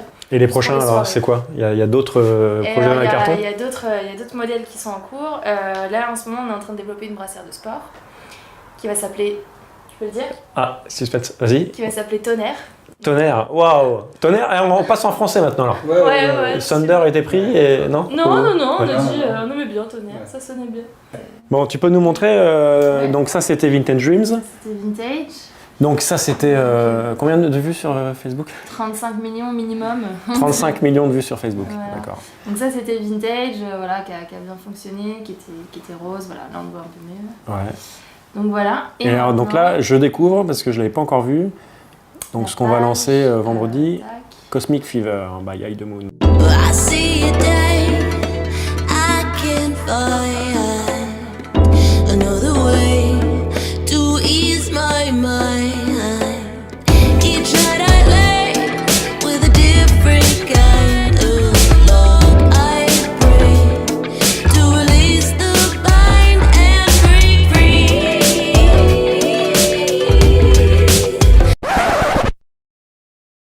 Donc Hervé, là, Michael, il est là-bas, de l'autre côté du lac, en train d'essayer de récupérer le drone qui s'est planté dans un arbre. Ouais, bah écoute, j'espère que... On va espérer qu'il n'est pas cassé. Montre l'image du drone.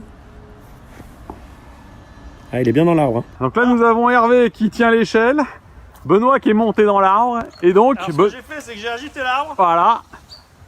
Et il a récupéré... J'ai attrapé le drone. Il a récupéré le drone. Voilà.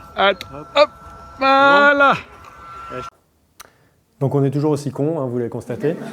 Je voulais vous montrer cet exemple parce que ça vous permet à la fois de faire un point sur Eye the Moon et de montrer aussi une autre méthode qu'on utilise nous pour faire la promotion de ce qu'on fait. C'est le vlogging, vous connaissez ce que c'est le vlogging. Donc c'est le blog en version vidéo, c'est pour ça que le V a remplacé le B. Et donc l'idée pour nous, sur certains projets, on ne le fait pas tout le temps parce qu'on n'est pas non plus totalement égocentré, c'est de montrer par la pratique comment on fonctionne, comment on est dans l'attitude, dans l'approche avec les gens, le sourire, etc. Sans jouer des rôles et tout ça. Et de raconter à la fois l'histoire de nos clients, mais aussi en faire encore une fois du growth hacking, comme je vous expliquais tout à l'heure. C'est-à-dire profiter de la visibilité de nos clients pour se montrer nous en train de travailler avec nos clients, pour peut-être donner à leurs amis envie de travailler avec nous. C'est des méthodes qui marchent très bien puisque depuis 3 ans, moi je ne prospecte plus de clients, les clients viennent me demander de travailler avec eux. Donc l'idée c'est de montrer ce qu'on fait, ce qu'on est capable de faire, comment on fonctionne et de voir si les gens ont envie. C'est plus facile de vendre à quelqu'un qui a envie de vous acheter que de démarcher quelqu'un qui ne vous connaît pas. Donc le vlogging, et cet épisode, alors là je vous ai fait un raccourci parce que l'épisode dure 8 minutes. Cet épisode il a été tourné, on sortait d'un rendez-vous chez un autre client. Et Eye the Moon ayant maintenant des bureaux sur la Technopole du Futuroscope, j'ai dit Michael, vas-y sur la caméra, on va faire un vlog. Et donc on s'est filmé, acheter un sandwich, aller voir Eye the Moon, faire notre visite, on est parti, ça a été monté en 1 heure le soir. Et donc c'est, encore une fois, là on est tout à fait dans la documentation et pas dans la création. On a juste documenté le moment où on va voir Eye the Moon. Moi j'ai un micro sur moi, donc il se trouve qu'on entend ce que je dis. C'est quelque chose de très très fort parce que, encore une fois, c'est de la narration. Et c'est pour ça qu'on met les éléments du type... On a effectivement planté un drone au début du tournage, pour notre premier tournage avec notre client. Et on ne va pas se priver de le raconter parce que ça peut être marrant, cette histoire de drone planté. Et on n'hésite pas à se filmer en train d'essayer de récupérer le drone comme des cons. Donc, encore une fois, on est des gens sérieux, mais qui ne nous prenons pas au sérieux. Donc là, j'ai fini toute la partie de ce matin sur le passé. Oula, non, on ne va pas revenir là-dessus. Et on va aller sur le futur. Alors ce que je vous propose, c'est avant de faire une grande partie questions-réponses, c'est de vous faire une dernière confidence, de vous montrer le pitch que j'ai préparé pour un client, un pitch que j'ai préparé cet été, donc qui met à jour toutes les choses que j'ai évoquées toute la matinée, qui les met à jour dans une proposition client.